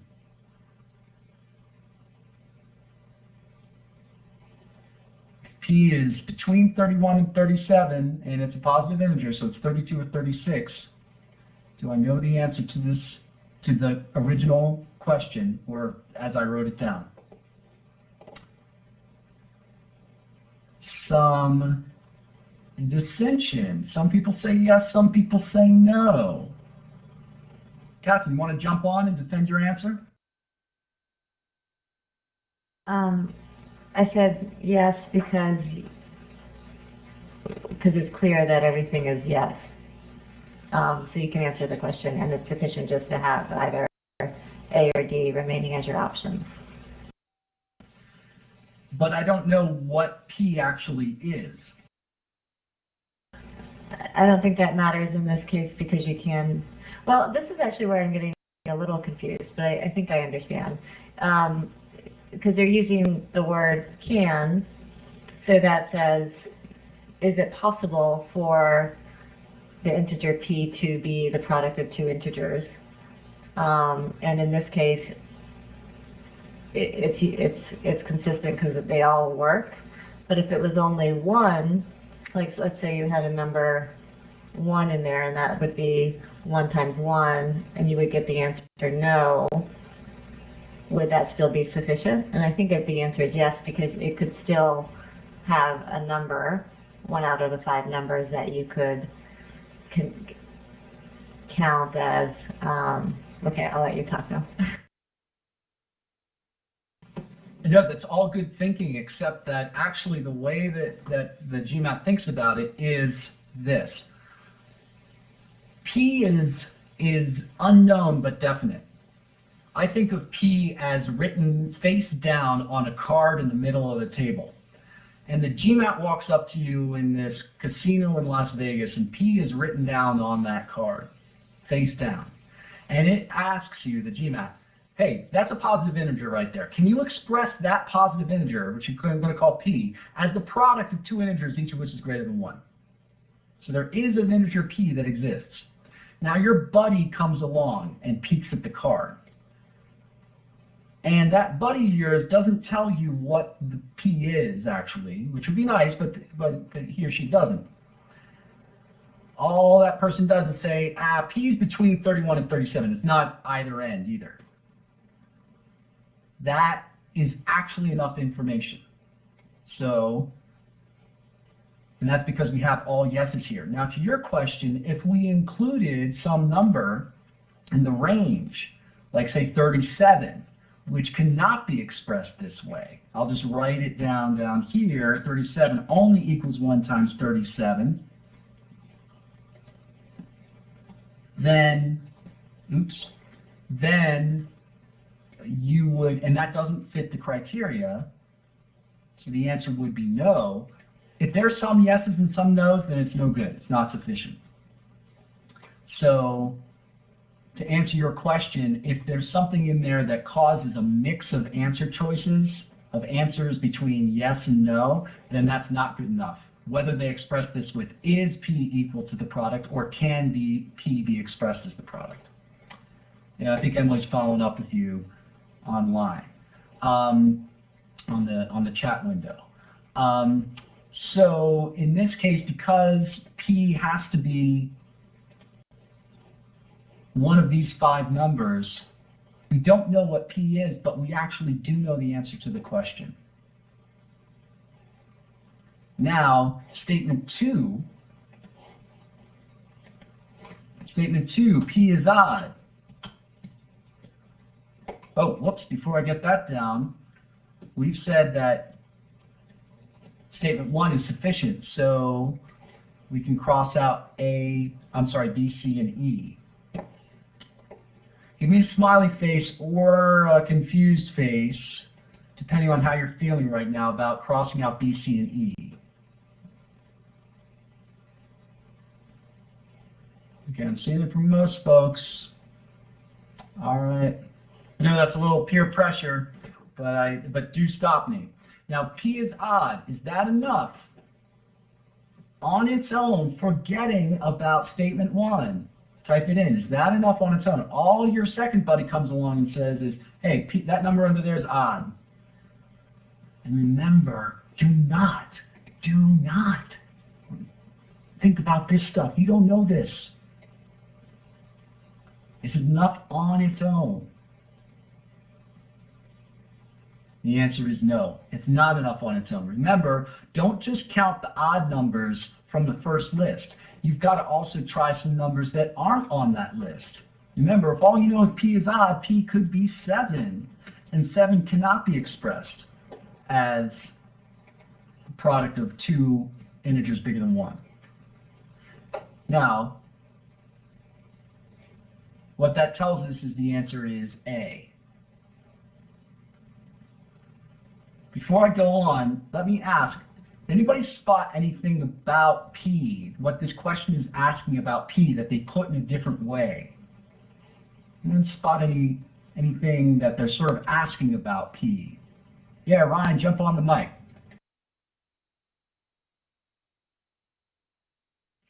Yeah, what they're trying to ask, it looks like, is whether P is prime, because if P is prime, it's odd unless P would be 2. So they're trying to see if this is odd, or prime, I mean. Yep, they are trying to see whether or not P is prime. Prime is one of those things you're going to read about this week, and it's a property of numbers, which essentially is it impossible to write that number in this way if it's 2 or bigger? So for instance, 7 cannot be broken down into a product of 2 integers bigger than 1. It can only be broken down into itself and 1 as a product. So we label that number prime, and then numbers like these, which can be broken down into these larger numbers, as non-prime.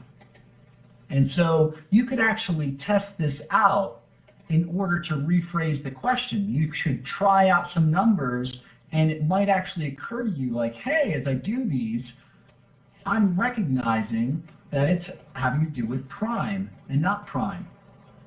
So what this question is really a disguised way of asking is P prime? And technically they're asking, is P not prime? But that's really another way of asking, is P prime? So is the positive integer P prime? It's a little bit easier to sort through. Notice that value is not the same as yes, no, because if you leave this as a yes, no question, then notice statement 1 is sufficient. Whereas statement 2, I'm sorry, if we rephrase that question to what is P, we just say, you know what, if I know what P is, I can tell whether or not it's the product of two integers. I'll just say, what is P? Well, suddenly that statement is not sufficient. So never, ever, ever change a yes-no question into a value question. Let me go back to that previous slide for a second. Here we've got a yes-no question, and we had a statement that was sufficient. If we rephrased that yes-no question to a value question, we're rephrasing too far. Always leave a yes-no question as a yes-no question. You can change it to another yes-no question. For instance, we changed it to, is it prime or not? But don't change it to what is P. So let's stop there for 5 minutes. Let's take a 5-minute break. And when we come back, we'll start up with some course overview stuff. So go ahead, take a 5-minute break, run to the bathroom, do what you got to do. Come on back in 5.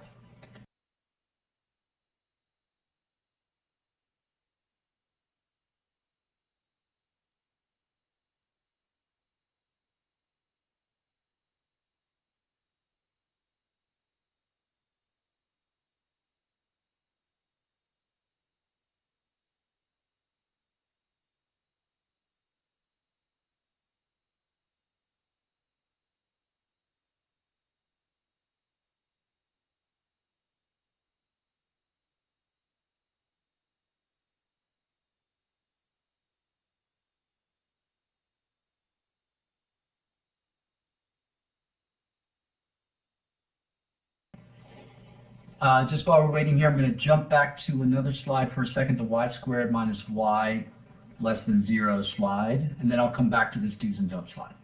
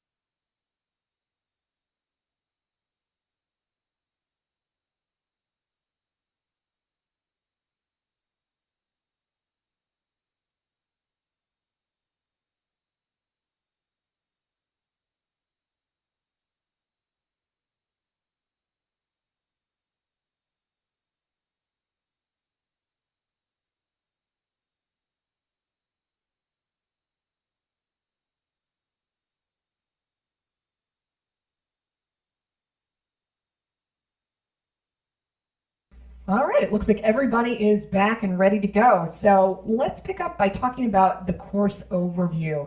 I'm going to show you what you should have in your materials or what to expect when they get there. I know a couple of you are still waiting. And also explain a little bit about what we'll do in class and how that will relate to the homework. So first, we need to talk about the test itself, because that's sort of how we've organized our materials based on how the test itself is organized. It's a three-part test, and the first part is an analytical writing assessment. We don't have a book for you on that. We're going to cover it in class, and we have some online resources for you to thoroughly prepare yourself for that. But it's kind of separate from the main part of the test. In fact, it's these other two sections that everybody sort of thinks of as the GMAT, because those are the two sections that give you your GMAT score, the one on that 200 to 800 scale. So naturally, we're going to spend most of our time on those. Our books are organized around this. On quant, as we've seen, there are two types of problems, data sufficiency and problem solving. Both problem types are addressed in each of our math books. It wouldn't make sense necessarily to split up books according to problem type when obviously there are so many different math topics that could be covered by either type of problem. I'll show you the books in just a minute, but they're organized basically by topic. The verbal section, however, has three question types, and this is a really natural way for us to organize our books because there are different skill sets for each one of those. So here's what your package includes. There are 8 red strategy guides in all. This is what they look like. The 5 math books are sorted by content, and each has problem solving and data sufficiency in them. In particular, you should note that there's some data sufficiency rephrasing examples given in, I think, just about every book, if not all of them. The 3 verbal guides are just according to the question type. Now, most of your homework is going to start here, but your homework is going to end, or your preparation is going to end, with these and actual practice tests. These are the books that we've been working out of today. These are those retired questions, former GMAT questions. And there are 3 of them. This is what we call the OG, just to keep it simple. It's the official guide, and there are 3 books. One's kind of math and verbal both, and the other 2 are split by the two types, verbal and quant. There's also this little booklet included in your materials. This is a little laminated booklet with a wire binding on it. It comes with a wet erase marker. This is like what they're going to give you on test day. We included it in our materials so that you get a feel for what it's like to do practice problems and do actual test problems with a big fat marker. It's not like doing it with a pencil, and we want to eliminate as much of the weirdness of test day as we can. So yeah, DS is another abbreviation we'll use. That's data sufficiency. Likewise, PS is problem solving. We call SC, CR, and RC for sentence correction, reading comp, and critical reasoning. Okay. Yeah, sorry about that. We kind of slip into our little lingo, but you guys will pick it up here. In fact, you will pick it up because it's like that on your syllabus. So here's a snapshot of what we're going to do week by week. The main thing I want to point out to you here is that we're going to do a little bit of math each week, actually kind of a lot of math each week, and verbal each week, just about every week. Some weeks we'll do more than one verbal question type. Okay. Session 9 is a little weird because we're done with math at that point and we just wrap up. And sprinkled in around the edges are things like the essays and general techniques for dealing with the test. This is where we talk to you about actual test-taking skills. Okay, so that's the overview, but how do you know what you're going to do in a given week? Okay. There is a syllabus, and it is part of your welcome guide, so you have that in writing. If you don't, we'll give you the link to that in a little bit. But more generally, the way it's organized is that you'll do 3 activities. You'll do the reading first, you'll do problems to underscore what you've read. These are problems that are not official GMAT problems. They're more like learning problems. They're not there to trick you the way the GMAT problems are. They're just meant to emphasize the ideas. And ultimately, once you get through those learning problems, you'll go to those tricky problems and do the official guide questions. And what you'll notice is that we take a different approach to math and verbal in terms of where we have you do that sequence relative to the class. For math, we think it's really valuable to read and get a little bit of practice before you come to class. You'll find you'll get more out of class, you'll ask better questions, you'll know what to anticipate in class, and you'll have some things kind of on your agenda. And you'll follow up from what we talk about in class with those official problems. For verbal, we think it's a little safer to begin by talking about it in class. We know that you speak English on a daily basis, so you're walking around knowledge is good enough to get across our points in class. Once you've seen it in class, we'd like you to do the detailed reading to emphasize that. So here's what the syllabus looks like. Just a little snapshot of it. What we're looking at is what's due for next week. So let me highlight just one piece of this. Since we're talking about math a lot today, notice that number 2 on our list is Number Properties Guide, complete. Well, what does that mean? It means you're going to do the reading and the problems in the entire book. Okay, the entire red book there, labeled Number Properties. What you won't touch is the very last page of the Number Properties Guide, where those questions are listed, the official guide problem numbers. We will cover number properties in class next week, and then it'll be after class that you go back to that red book, flip it open to the last page, and look up the problem numbers on your official guide problem assignment. Okay? Give me a smiley face if that makes sense. I'm not seeing questions coming in, so I'm going to assume that it does, but I'd like to know that you are out there. All right, cool. Now, there's an alternative to the syllabus. It's actually basically the same thing. It's called the Weekly Planner. This is in printed form in your welcome guide as well. And what it is, the only difference is that instead of giving you just a list of things to do for the week, it sort of breaks it out day by day. And you see that here. So day 1 is your class day. For us, that's Wednesday. Day 2 would be Thursday, and so on. This can help you if you just are looking for a little assistance in what to do first, you know, how much should you do at a stretch, and so on. We have a study organizer. I'm going to show you a snapshot of this in just a bit. It's basically an Excel version of this that is sortable and kind of a handy format to have it in. All right. This week, if you haven't done so already, log on to our website with your username and your password to the Practice Center. Within that Practice Center, you'll find all the online resources that you need for the class. Some of the things assigned on the homework are found here. Practice exams are assigned periodically there within this Practice Center.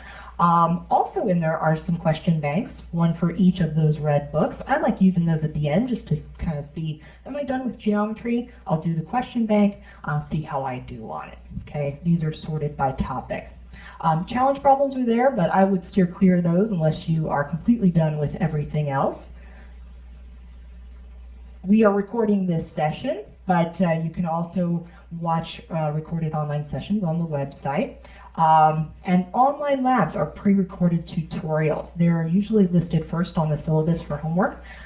They're about an hour to an hour and a half long, and find those there. All right, I mentioned the welcome guide, so if you don't have that already, you can download that on my Practice Center as well. Any class handouts can be found there too. And if you have administrative questions, this is the place to go. I guarantee you're going to find your answer there. And if not, contact us.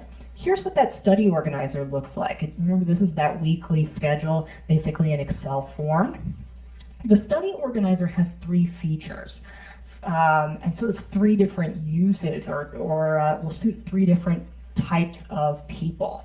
The first feature is that it provides structure to those who want it, day by day, task by task. The second feature is that it provides flexibility to those who want that. You can filter it, as you see here, by week or by day, by priority, by activity, question format, even by topic. So for people who really already know they're strong in one area and have to focus on another, they can sort of customize their study plan that way. Okay, and the third use is for those who fall behind. Let's say in this class, or you haven't gotten to all the homework. You can go to this to find out what's the top priority, just to be ready for the next class. And Catherine's asking a great question: how many hours a week should you allocate? If you're doing all of the work, it's between 10 and 20 hours a week. Realistically, we know most people have weeks where they can't do that, so I think this would be very helpful in that case. There is one big difference between this study organizer and weekly planner and the much more general syllabus, which is just very simple in nature. This actually lists fewer problems, or assigns fewer problems, with the idea that quality is better than quantity. So actually, this could save you time and effort in that regard. You can always go back and do the non-assigned questions a little bit later. Another resource to you that in fact you should familiarize yourself with this week, even if you don't do official guide problems. We have an online stopwatch, so if you don't have your stopwatch with you, you can log on to our page and actually enter your answers, and it will keep track of your answers, your times and everything, and export them into an Excel sheet. A related Excel sheet is what we call the official guide tracker. You can cut and paste your answers and your times into that. It tracks how you're doing, produces nice results. It'll help you look at more than just what % are you getting right and how long are you taking on average. It'll break those into question types and so forth, and give you some more useful measures. Okay. I think Chris is answering some of the questions about where to go. I'll let him type in that link. One thing you should know is that you get office hours as part of your class. And office hours are for half an hour each week. You can schedule the half hour that works for you. The sign-up is on the website, and it is use it or lose it. No rollover minutes, so you can't save up 4.5 hours for the very last week. I encourage you to sign up for these even if you think you won't use it, because something will crop up in the homework that you'll want to talk about. Online forums are another place to ask questions. This is on our website. You can ask questions about the practice exams, problems in the red books, GMAT prep questions. That's the practice test available from the makers of the test. What you can't ask about is official guide questions. So that's sort of what office hours are for. We also have some other questions that we can't answer there, just banned sources, those that violate copyright law and stuff like that. So certainly read our guidelines before you post anything there. All right, 2 final things to say about resources. We offer end-of-course feedback. So as long as you complete your end of the bargain, which is that you do a practice exam by next week, and at least 2 more during the course. They don't have to be on the week that they're assigned in the syllabus, but they do have to be by week 9. So 3 total. And we will use that to review and give you some personalized feedback for your game plan for test day. And after test day, we'll stick with you too if necessary. If you didn't get the score you were hoping for, we will meet with you and kind of go over what happened, look at your test results, and see if we can piece together a plan for the next time. Okay, so let's say you don't have 20 hours in a given week. Here's how to prioritize. Top priority for any given week is to do the quant reading so that you're prepared. Then do the online labs. They're meant to augment class and not duplicate things that we cover. Then dig into the verbal strategy guides. Ultimately, though, you want to get to the official guide problem. In a given week, that can slip, but overall, this is kind of your top priority, with the CAT exams done on weeks when you can get to them, since they are a big chunk of time. If you need to prioritize further, focus on your weaknesses. And you probably have a good sense for what those are, but you can use your data that you've collected so far to determine that. Okay? So if you fall behind, don't try to make up the work that's already fallen by the wayside. Focus on the next week so that you'll be ready for that class, and worry about those gaps later on. And definitely come to class. Don't feel like you can't pick up with us. You can always tell us, hey, I didn't do the work this week, don't call on me. Either way, we want you here because we think you'll get more out of being here than not. So here's a couple of timelines. We asked you at the beginning when you plan to take the exam. And for the most part, you guys are telling us timelines that are like one or the other of these. One timeline is typical of people who keep up with the work and are basically done with everything by the time class ends. A couple weeks to polish things, and then they go in and take the exam. A more typical timeline is people who basically keep up but still have to go back and finish some stuff up. So we give 3 months of access to our online resources after class is over, and that's to be used for that additional study time, taking the exam around then. What you'll notice about both of these timelines is that we recommend planning at least to take 2 exams. You might not have to, but if you do, you need to be aware of the 31-day wait period. Okay, so certainly if your school deadline is somewhere out here, take that into consideration. The benefit of planning for a second exam, besides allowing the time for it, is that it can actually take some of the pressure off the first one, increasing the likelihood that you'll hit your target. Now, I don't know, John, you're asking about what timeline do we recommend. I think either one of these is fine. It really depends on the person's situation, their job, their goal score, and how far they have to go. What I would definitely recommend against is waiting significantly longer than 3 months after the class ends to take it, just because people get rusty. Good question. Catherine's asking, if you do take it twice, do they average the score? No, they don't. Schools will take your highest score, and they don't look down on 2 attempts or even 3. Doesn't look bad or anything like that, so all the more reason to just plan to do it. Okay, so one other kind of timeline or study attack plan is which problem should you do. If you do timeline 1 and you're taking the test soon after the course, use this book for topic-focused work, and for random time sets, dig into these 2. So you're sort of reserving these for a certain type of practice. For timeline 2, when you have a little bit more time after the class is over, it's reasonable to save these books for after the class and only work on these during the course. Okay, and again, it's better to master a small number of problems than to just sort of brainlessly go through lots and lots of problems just in an effort to get it done. All right, it looks like I have not missed questions, or if I have, Chris is keeping up with them. If you want to stop me at all, let me know by raising your hand. But just the final slide here, can't emphasize this enough. By being here, you're able to ask questions. Do speak up in class. Questions are what makes the class good, I think, because if you're thinking it, other people are thinking it. Do the work so that you'll be asking good questions. There are no bad questions, but you'll have more of them, and we'll actually get through probably more problems in class the more prepared you guys are. And most of all, let's have fun. And since fun is on our agenda, let's look at sentence correction, which is synonymous with fun, or maybe not. Let's look at what sentence correction tests.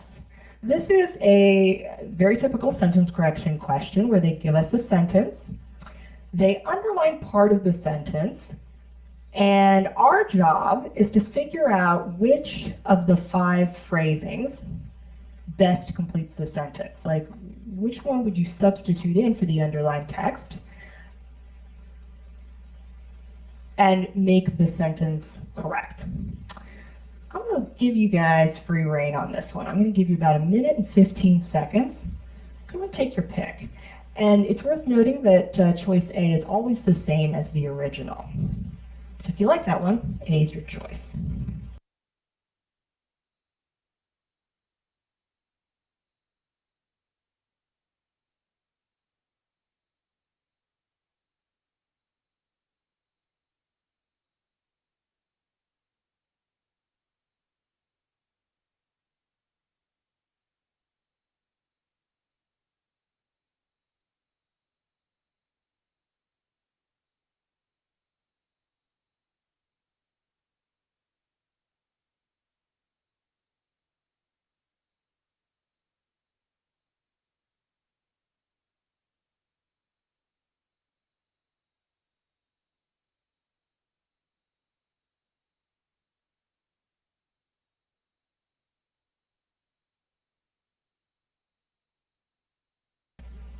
All right, even if you're not completely sure about this one,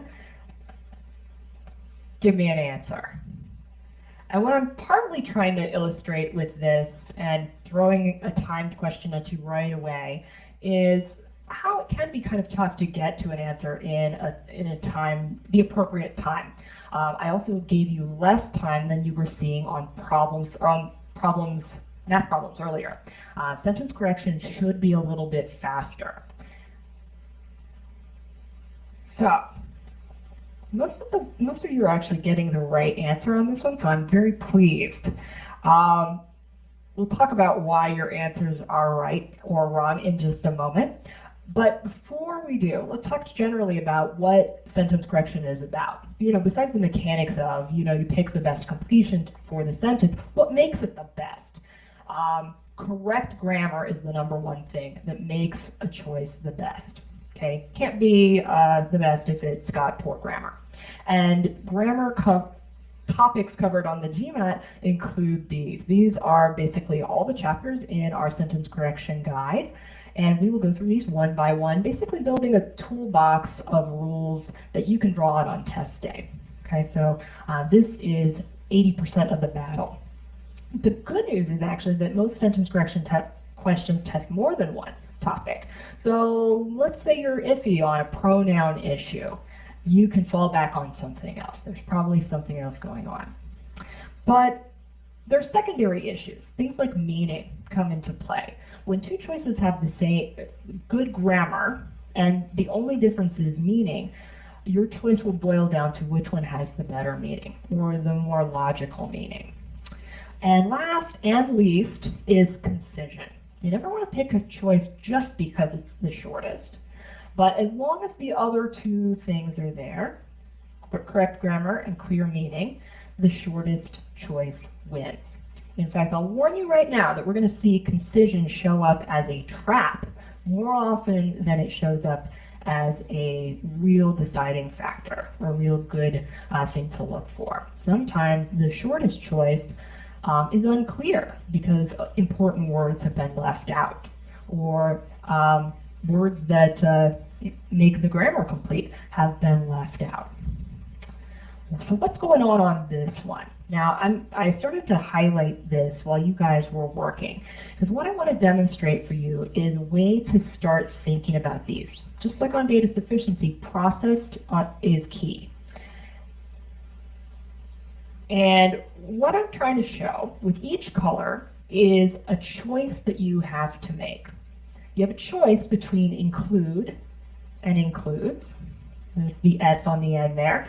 Choice between which can grow versus growing. Choice to be 30 feet, as big as, up to. How do they grow, basically. And then there's another split here at the end. And is. And nothing. And being. And is. And it is. Okay, what all of these represent is a choice about something. You'll get to a point where each choice will tell you something about the rules you need to use.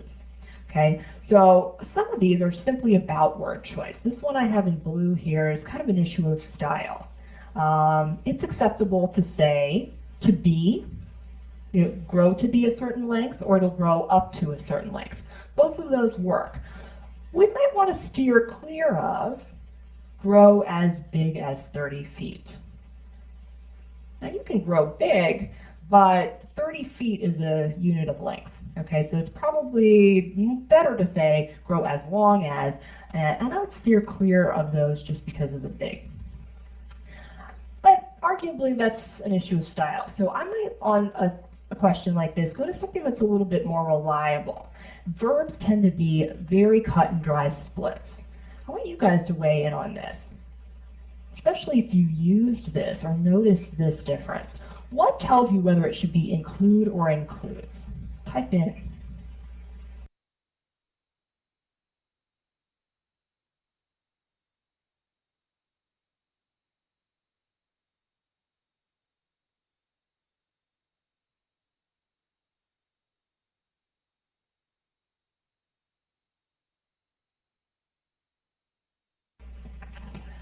I'm kind of chuckling to myself because you guys have, by and large, picked the right thing, but some of you have done so for the wrong reason, and that's one of the things we're going to focus on in class. So I'm hearing things like it's dolphin family, it's whales, it's species. Only one of those is right. Yes, and we're going to talk next week about what I'd call judicious ignoring. And it seems like ignoring stuff in a sentence might be dangerous, but not if you do so strategically.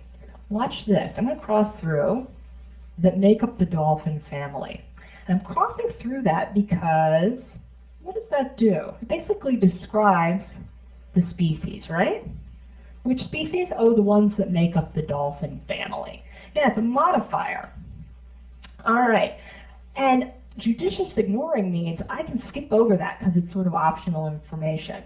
The 32 species are closely related to whales. Notice that species sort of makes sense with that. Species are related. What else is true about the species? Type it in.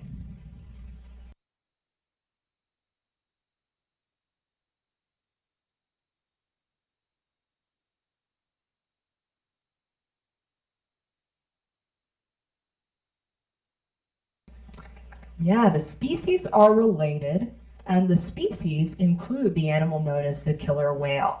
So there's something really neat going on here. We have one subject and we're saying two things about it. So it is the species that include. And what that tells you is that species is plural, so we need a plural verb, include. So for that reason, includes in D and E is wrong. And the beauty of that is we don't ever have to look back at D or E again, okay, because we have a clear-cut reason to get rid of them. Is everybody following that kind of logic? Give me a smiley face if so. This is how you get these done quickly, okay? It would take too long to read all 5 of these into the statement. So I'm leaning towards getting rid of B because it's as big as. There's one other thing that we can look at, the verb on the end. And there's another thing in the sentence that tells us what it should be. Includes the animal known as the killer whale. We're describing, with what follows that, the killer whale, right? Which can grow and is famous. Two things again, linked by the word and. And since we have the whale can grow, we want to use the same tense of verb, so we want to say and is. Okay, both present tense. And we can get rid of C because being is not a good match there. Right, so what I've hoped to get across here is, not bombard you with rules that we haven't studied yet, but to point out that the process is basically to scan vertically, okay? We don't want to read left to right 5 times. What we want to do is kind of skim top to bottom and see what's the same and what's different. And a split like this, include versus includes, is good for a couple reasons. It's very clear-cut, based on a rule, and it's also a 3-2 split. So whichever way we decide, we get rid of almost half the choices. Okay. The next thing to do would be to scan vertically again for the next good split. What's going to get rid of the most choices most clearly. All right. And that's what we're going to call splitting and re-splitting. So it's a good idea to read the sentence first, just to get your bearings and know what it's trying to say, get the meaning down. Then start your vertical scan. Start with a 2- or 3-way split, pick a side, and then go to the next split. Okay? And one thing you can do just to train your eye to see the splits is actually highlight, in your book or on a Xerox copy of a page from your book, the various splits, so that you know you're always, that you know you're looking for them, and because they're not going to be useful to you if you don't see them. 4 principles about this before we move on to something else. First principle is, don't be a stickler for the best sentence ever, okay? Just has to be the best sentence of what is given, okay? So don't waste any time rewriting the sentence the way you'd like it to be seen. And here's an actual example from the book. This one is correct, but people often read this and are like, I don't like this, are so lacking. That sounds weird in math skills. They also say, well, what is them? Is it students? Skills, industries? There's a lot of things that them could mean. It could maybe even mean something that's not even mentioned. But it turns out the GMAT considers this good enough. Them clearly refers in the GMAT world to students simply because students is the main subject. What you would want to do on a problem like this is see what else they're offering you. Look at those splits. What you're likely to find is they're introducing even worse problems into the other 4 choices. Principle 2 is that you don't want to rely on your ear. And this is true even if you're a native speaker of English. What sounds right to you might be wrong, simply because you hang out with people, as we all do, who don't always use perfect grammar. And even those who use perfect grammar don't always use the GMAT's preferred grammar. So here's a classic example of that. She plays classical instruments like cello and oboe. Like is legitimately used to introduce examples, which is what these are. But the GMAT is a lot pickier about this. It only means similar to on the GMAT. The GMAT insists on such as, for examples. I don't know why, that's just the way they do it. I think the rationale is that it introduces an alternate interpretation, right? She plays classical instruments like cello and oboe. Well, that could be violin and flute or something like that. You guys could tell me better than anyone. I know you guys play some of those instruments. Principle 3, the corollary of this. What sounds wrong to you might actually be right. So if you gave this sentence to 10 people on the street and asked them to memorize it, and then you hid it from them, and then later asked them, well, what did that sentence say? I guarantee you they would all come back with a sentence that begins the Maya, because that's what everyone would remember about them. So they'd say, oh, the Maya built huge palace and temple clusters because they were architects and stonemasons. Or they'd say, the Maya were architects and stonemasons who built huge palaces, etc. My point with this is, we typically speak and even write in a way that's different from the GMAT. We tend to like to put the subject first. The GMAT tends to like to open sentences with modifying phrases. So it might sound funny to you just because of the order, but it's not inherently wrong. 4th principle, as you're looking for splits, is to look even for the little ones. They love to trip you up with little word endings or small words. We saw it with an include and includes with the little S on the end of it. Here's another example. I don't know that I'd pick up on this without looking at what the other choices are. Extra expenses were eliminated and reduced. That actually doesn't make sense. It's got to be one or the other. It would help hone in on that issue if you notice that split. I've got to tell you, I'm not the biggest fan of this one as an example. I've got some conditioner in my shower right now, hair conditioner, that says it's for dry or damaged hair. Really, it could be used on both, right?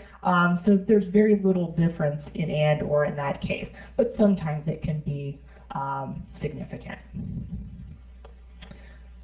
All right, so how are we feeling about sentence correction? You guys ready to at least go tackle some of these with these in mind? Give me a smiley face if so.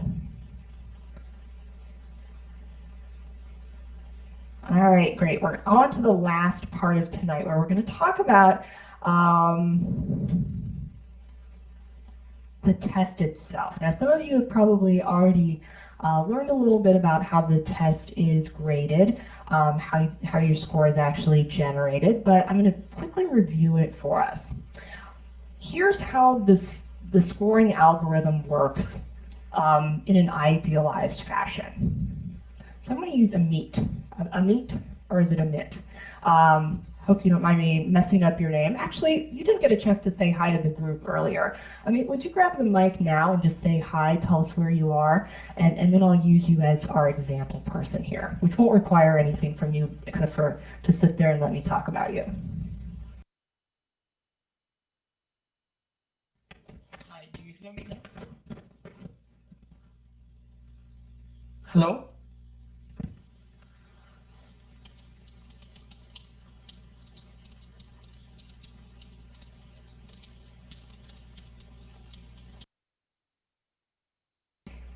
Yeah, we can hear you. I actually turned your volume up just a little bit, but it sounds great now. So hop on, tell me the pronunciation of your name and where you are, where you work.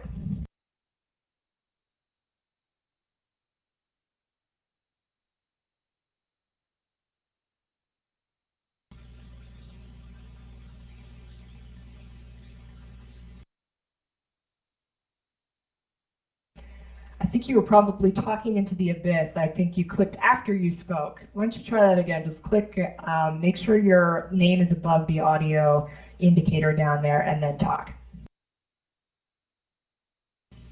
I think this is much better now.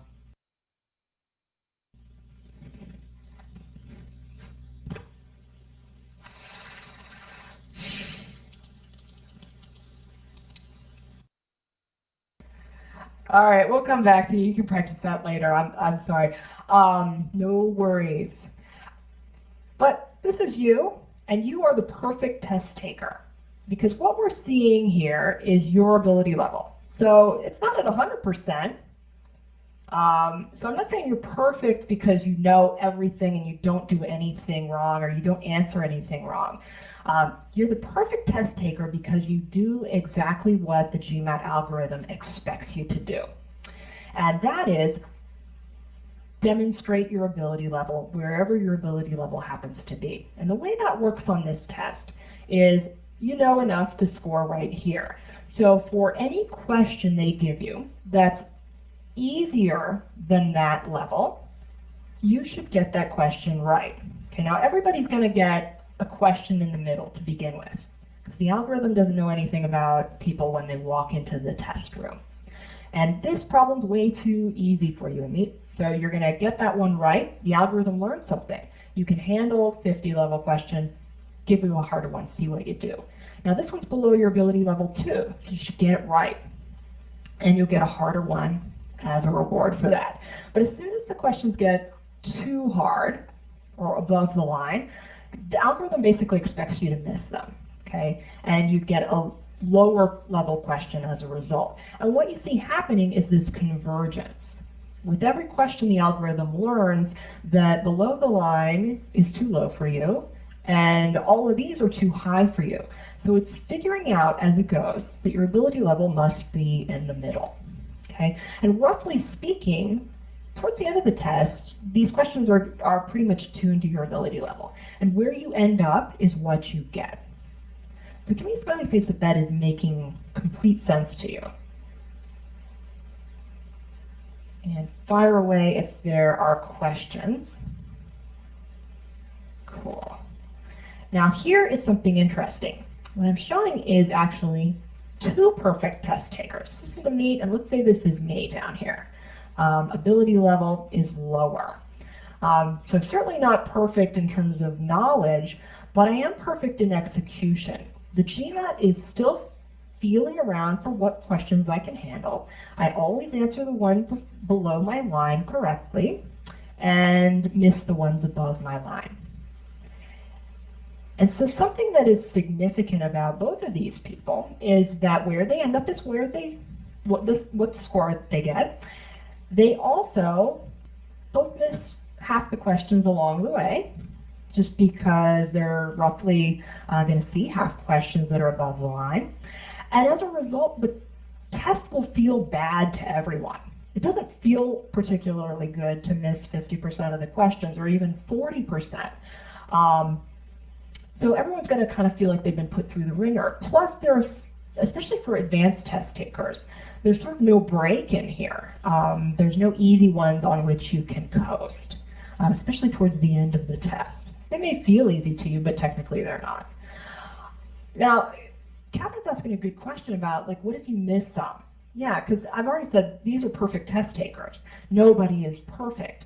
So it's entirely possible that Amit would actually, he should get this one right? The one I'm circling here. But what if he didn't? Totally just sort of randomly click the wrong button or something. He would get an easier question. But, you know, he'd probably get that one right, and he'd be back up to this question right here 2 questions later. So an isolated error isn't such a big deal. It would have to be a lot of this type of thing to add up. And I will actually show you a picture of that, okay? So you don't have to be, you know, exactly like this. In a way, this is simplified. Does this contrast prompt any other questions for you guys? Let me ask you guys, what would your strategy be based on this, knowing how it works? I knew you guys were plotting what to do.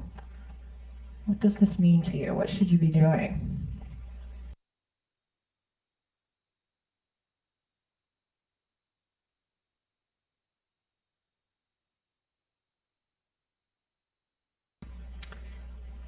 Angela and Rashawn are saying, get the early ones right. Jean Laurent is saying, if the question seems hard, be more inclined to take a guess. Catherine's saying, be consistent. Don't leave a lot of questions at the end of the test. Andrew, yeah, make sure you get these first few correct. Yeah, let's address all of those theories. The one about, you know, worrying about the beginning of the test first is probably the most prevalent myth out there. I know I believed it when I took the exam the first time. It basically goes like this. The first 7 to 10 questions set the tone for the rest of the exam. It seems like that here, right? That's where our divergence between me and Amit happened. But what would you do to be sure that you're getting these right at the beginning? I mean, what do you know, cross your fingers? What's the method that people use to do so?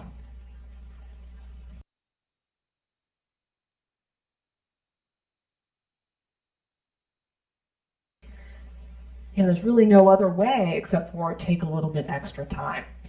Yeah, and actually, that is the big problem.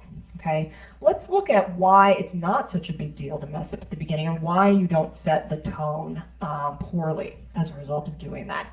If you miss a couple questions, even a few in a row at the beginning, you still have a lot of questions ahead of you. So as long as you keep and eventually start answering a string of them correctly, you're eventually going to get back up to the level where you otherwise would.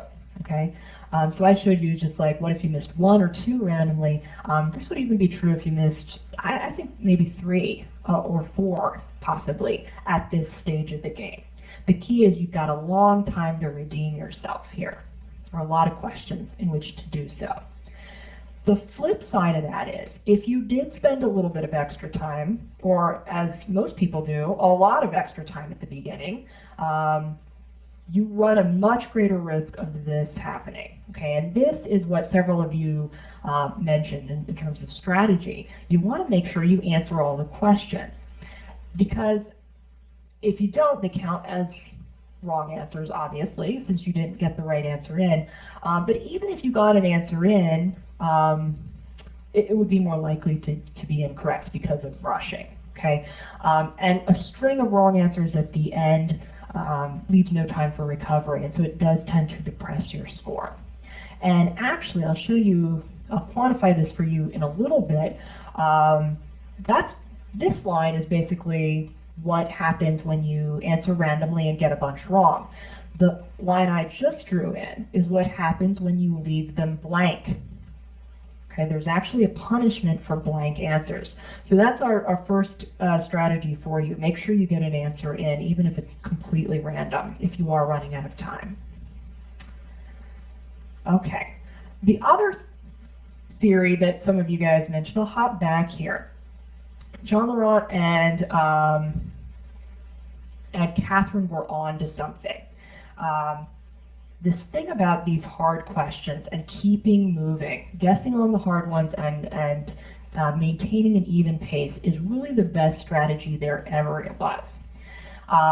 If I were to try to game this system, what I would really like to do is to see how difficult the question was. You know, if I were to write a wish list, when a question pops up, there'd be like a little message box that says, this one's a 750 question. If I'm aiming for a 700, I don't care about that one. I'm expected to miss it. I would guess strategically and move on. And if a question popped up and said, this is a 300 level question, as Chris said, I'd respect it. I need to get that one right, or the algorithm's going to start doubting whether I really deserve a 700. But they don't tell you how hard the question is. The only indicator that you have is how long it's taking you. Usually the longer it takes, generally the harder it is. Okay, so if you find yourself struggling with a question, tell yourself it's one of these and I don't need to get it right. Okay, give me a smiley face if that makes sense to you. And conversely, if you get a question, an answer too quickly, tell yourself, well, that's probably an easy one. I better double check it. Okay, so it's sort of like, you know, aim for an average time that's a little bit evened out. A little bit longer here, a little bit less time here. All right. Now here's one other thing that happens to people. Random errors below the line. Okay, and notice that there's a lot here. What is this, 8?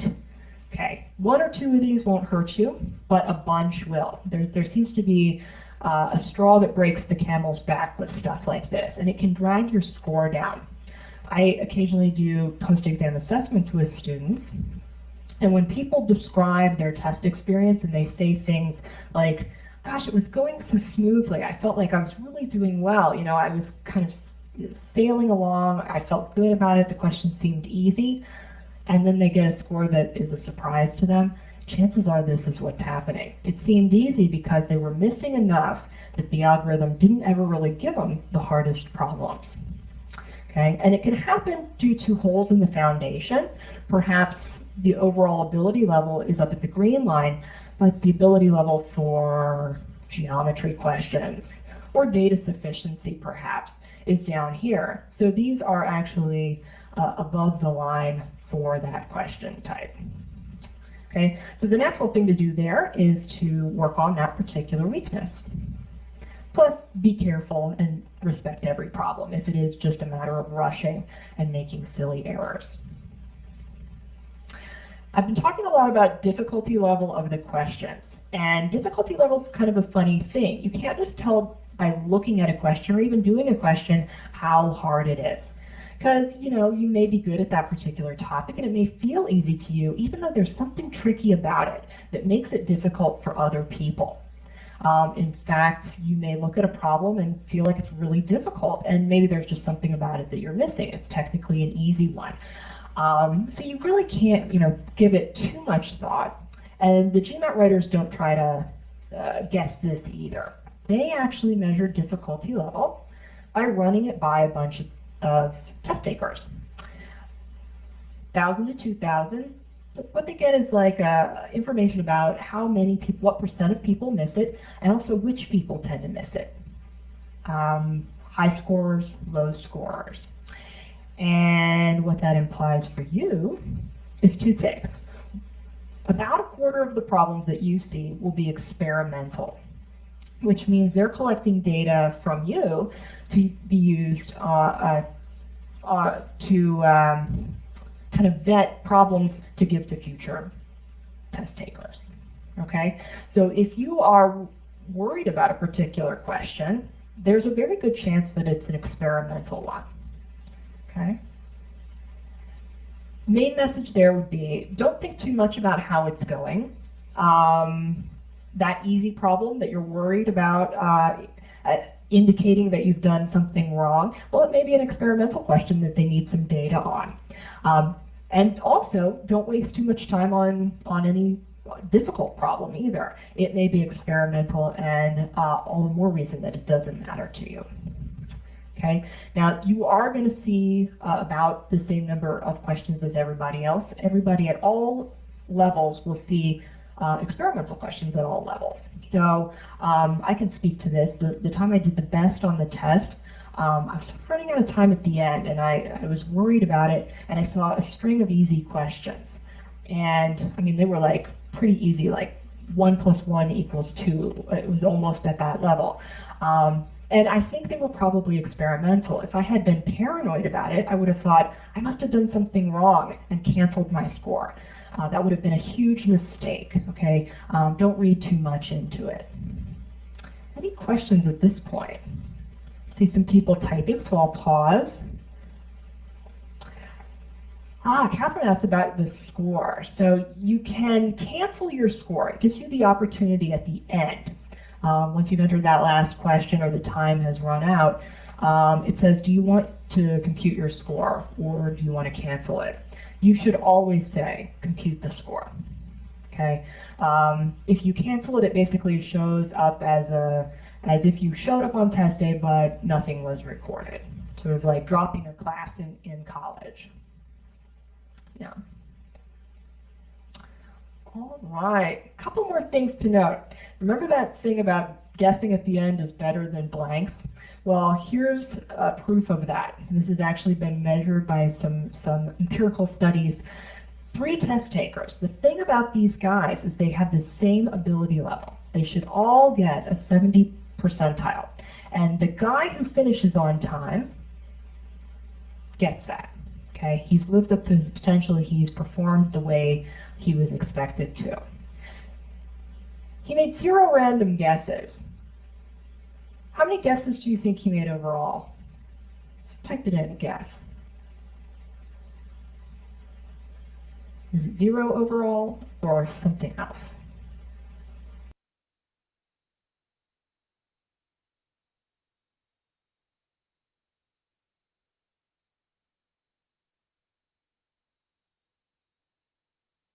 I've seen several different numbers, 5, maybe 8, maybe on 10 he guessed.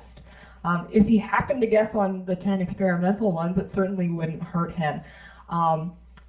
What I'm really hoping to get across to you is that in order to avoid randomly guessing at the end, you will have to strategically guess throughout the test. So 5 is not an unreasonable number of guesses to make. 4 or 5 I think is typical. And that is true of all of us instructors. I've never scored below 760 on this test. I've taken it 3 times, and I have guessed every single time. And in fact, my only regret on any of these tests was when I looked back and I realized I should have guessed but didn't. Yeah. So no random guesses, but strategic guesses. When you randomly guess, you're probably going to get 1 right and 4 wrong. That results in about a 1.2 percentile per random guess at the end, lost. Okay, not too terribly bad, but you want to avoid that. And here's what you really want to avoid. 3 percentile per blank is what you lose. So they actually take more than twice as many percentile points away from you for blanks than they do for wrong answers. That's significant. All right, so for our purposes, what we're going to come back to over and over again is this issue of, not only do you know the material and can answer questions accurately, but can you do so in an appropriate time, okay? So you should start to measure yourself, time and responses, and see where you are on this grid. Natural places to work are those where you're too slow and getting too many wrong. You'll find that as you brush up on the material, both your speed and accuracy will increase at the same time. But there's still, benefit to be gained here in these 2 yellow zones. We want to get in this zone. So how do we do that? There's basically this loop that we will work in, much like studying any other subject. We're going to build that foundation in class and by having you do the work. As you go on, you'll be collecting data on yourself. We'll talk later about how to assess how you're doing, whether you have sort of reached your target. Use that assessment to plan which weaknesses to work on next. And towards the end of this whole process, like week 9 and beyond, we'll talk about how to develop your game plan for the actual test day. Let's talk a little bit more about building that foundation and what's involved in that. I showed you the syllabus and the class organizer earlier. Basically, these are the components. The work we do together, the work you do on your own, the timed practice that you do in online labs and so on, and the interaction that you have in office hours. Going to official guide problems to apply your knowledge and repeat it by revisiting topics from time to time is key. I'm going to talk about timing drills in just a moment, how to time yourself. But this is basically aimed at learning the content and kind of drilling it, plus practicing a little bit of test-taking skill as well. So this is our last slide tonight. This is what we want you guys to do. These are the best habits that we've observed. Get in the habit of using a stopwatch. You probably should not be doing official guide questions unless you've got a stopwatch in hand or timing by some other method. Because it's irrelevant how many you get right unless you also get them right in the appropriate time. For inaction questions, the ones at the end of the chapter in the red book, check the answers as you go, because those are organized so that the easier questions are at the beginning. They get kind of harder as you go along. You want to sort out any issues before you emphasize or practice bad habits on the rest of them. So you check your answer, make sure you're on the right track, apply it on the next question. For official guide questions, the ones that are like from the old tests, you can do those in sets and check the answers after the entire set. Even if you time the whole set, time the problems individually. Lap button on your stopwatch is good for that. Keep your scrap paper. I encourage you to keep it in a notebook and use consistent techniques. So Chris showed you what to write down on data sufficiency. And I showed you could write down choices on sentence correction. Basically, what you want to do is create a little paper trail for yourself. As you review problems, you want to look and see, was I noticing the right things? Your scrap paper can be a great place to go to see where you went wrong, if you went wrong. So track your work to see the results of all that. And it's usually better to work in short bursts more frequently than a marathon on the weekend. So use your day-to-day study organizer as a guideline for that. And we'll talk more about reviewing your work in a later lesson. Okay? But we do encourage you to review your work even if you get the answer right. At the very least, read the official guide explanation and think about an alternate approach to the answer. So make yourself a more flexible test taker that way. And with that, we are done with our first session. I'll let Chris hop on and address any questions that I missed in the chat window. There was a lot going on there.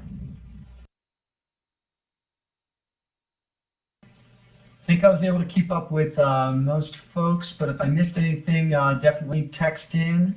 I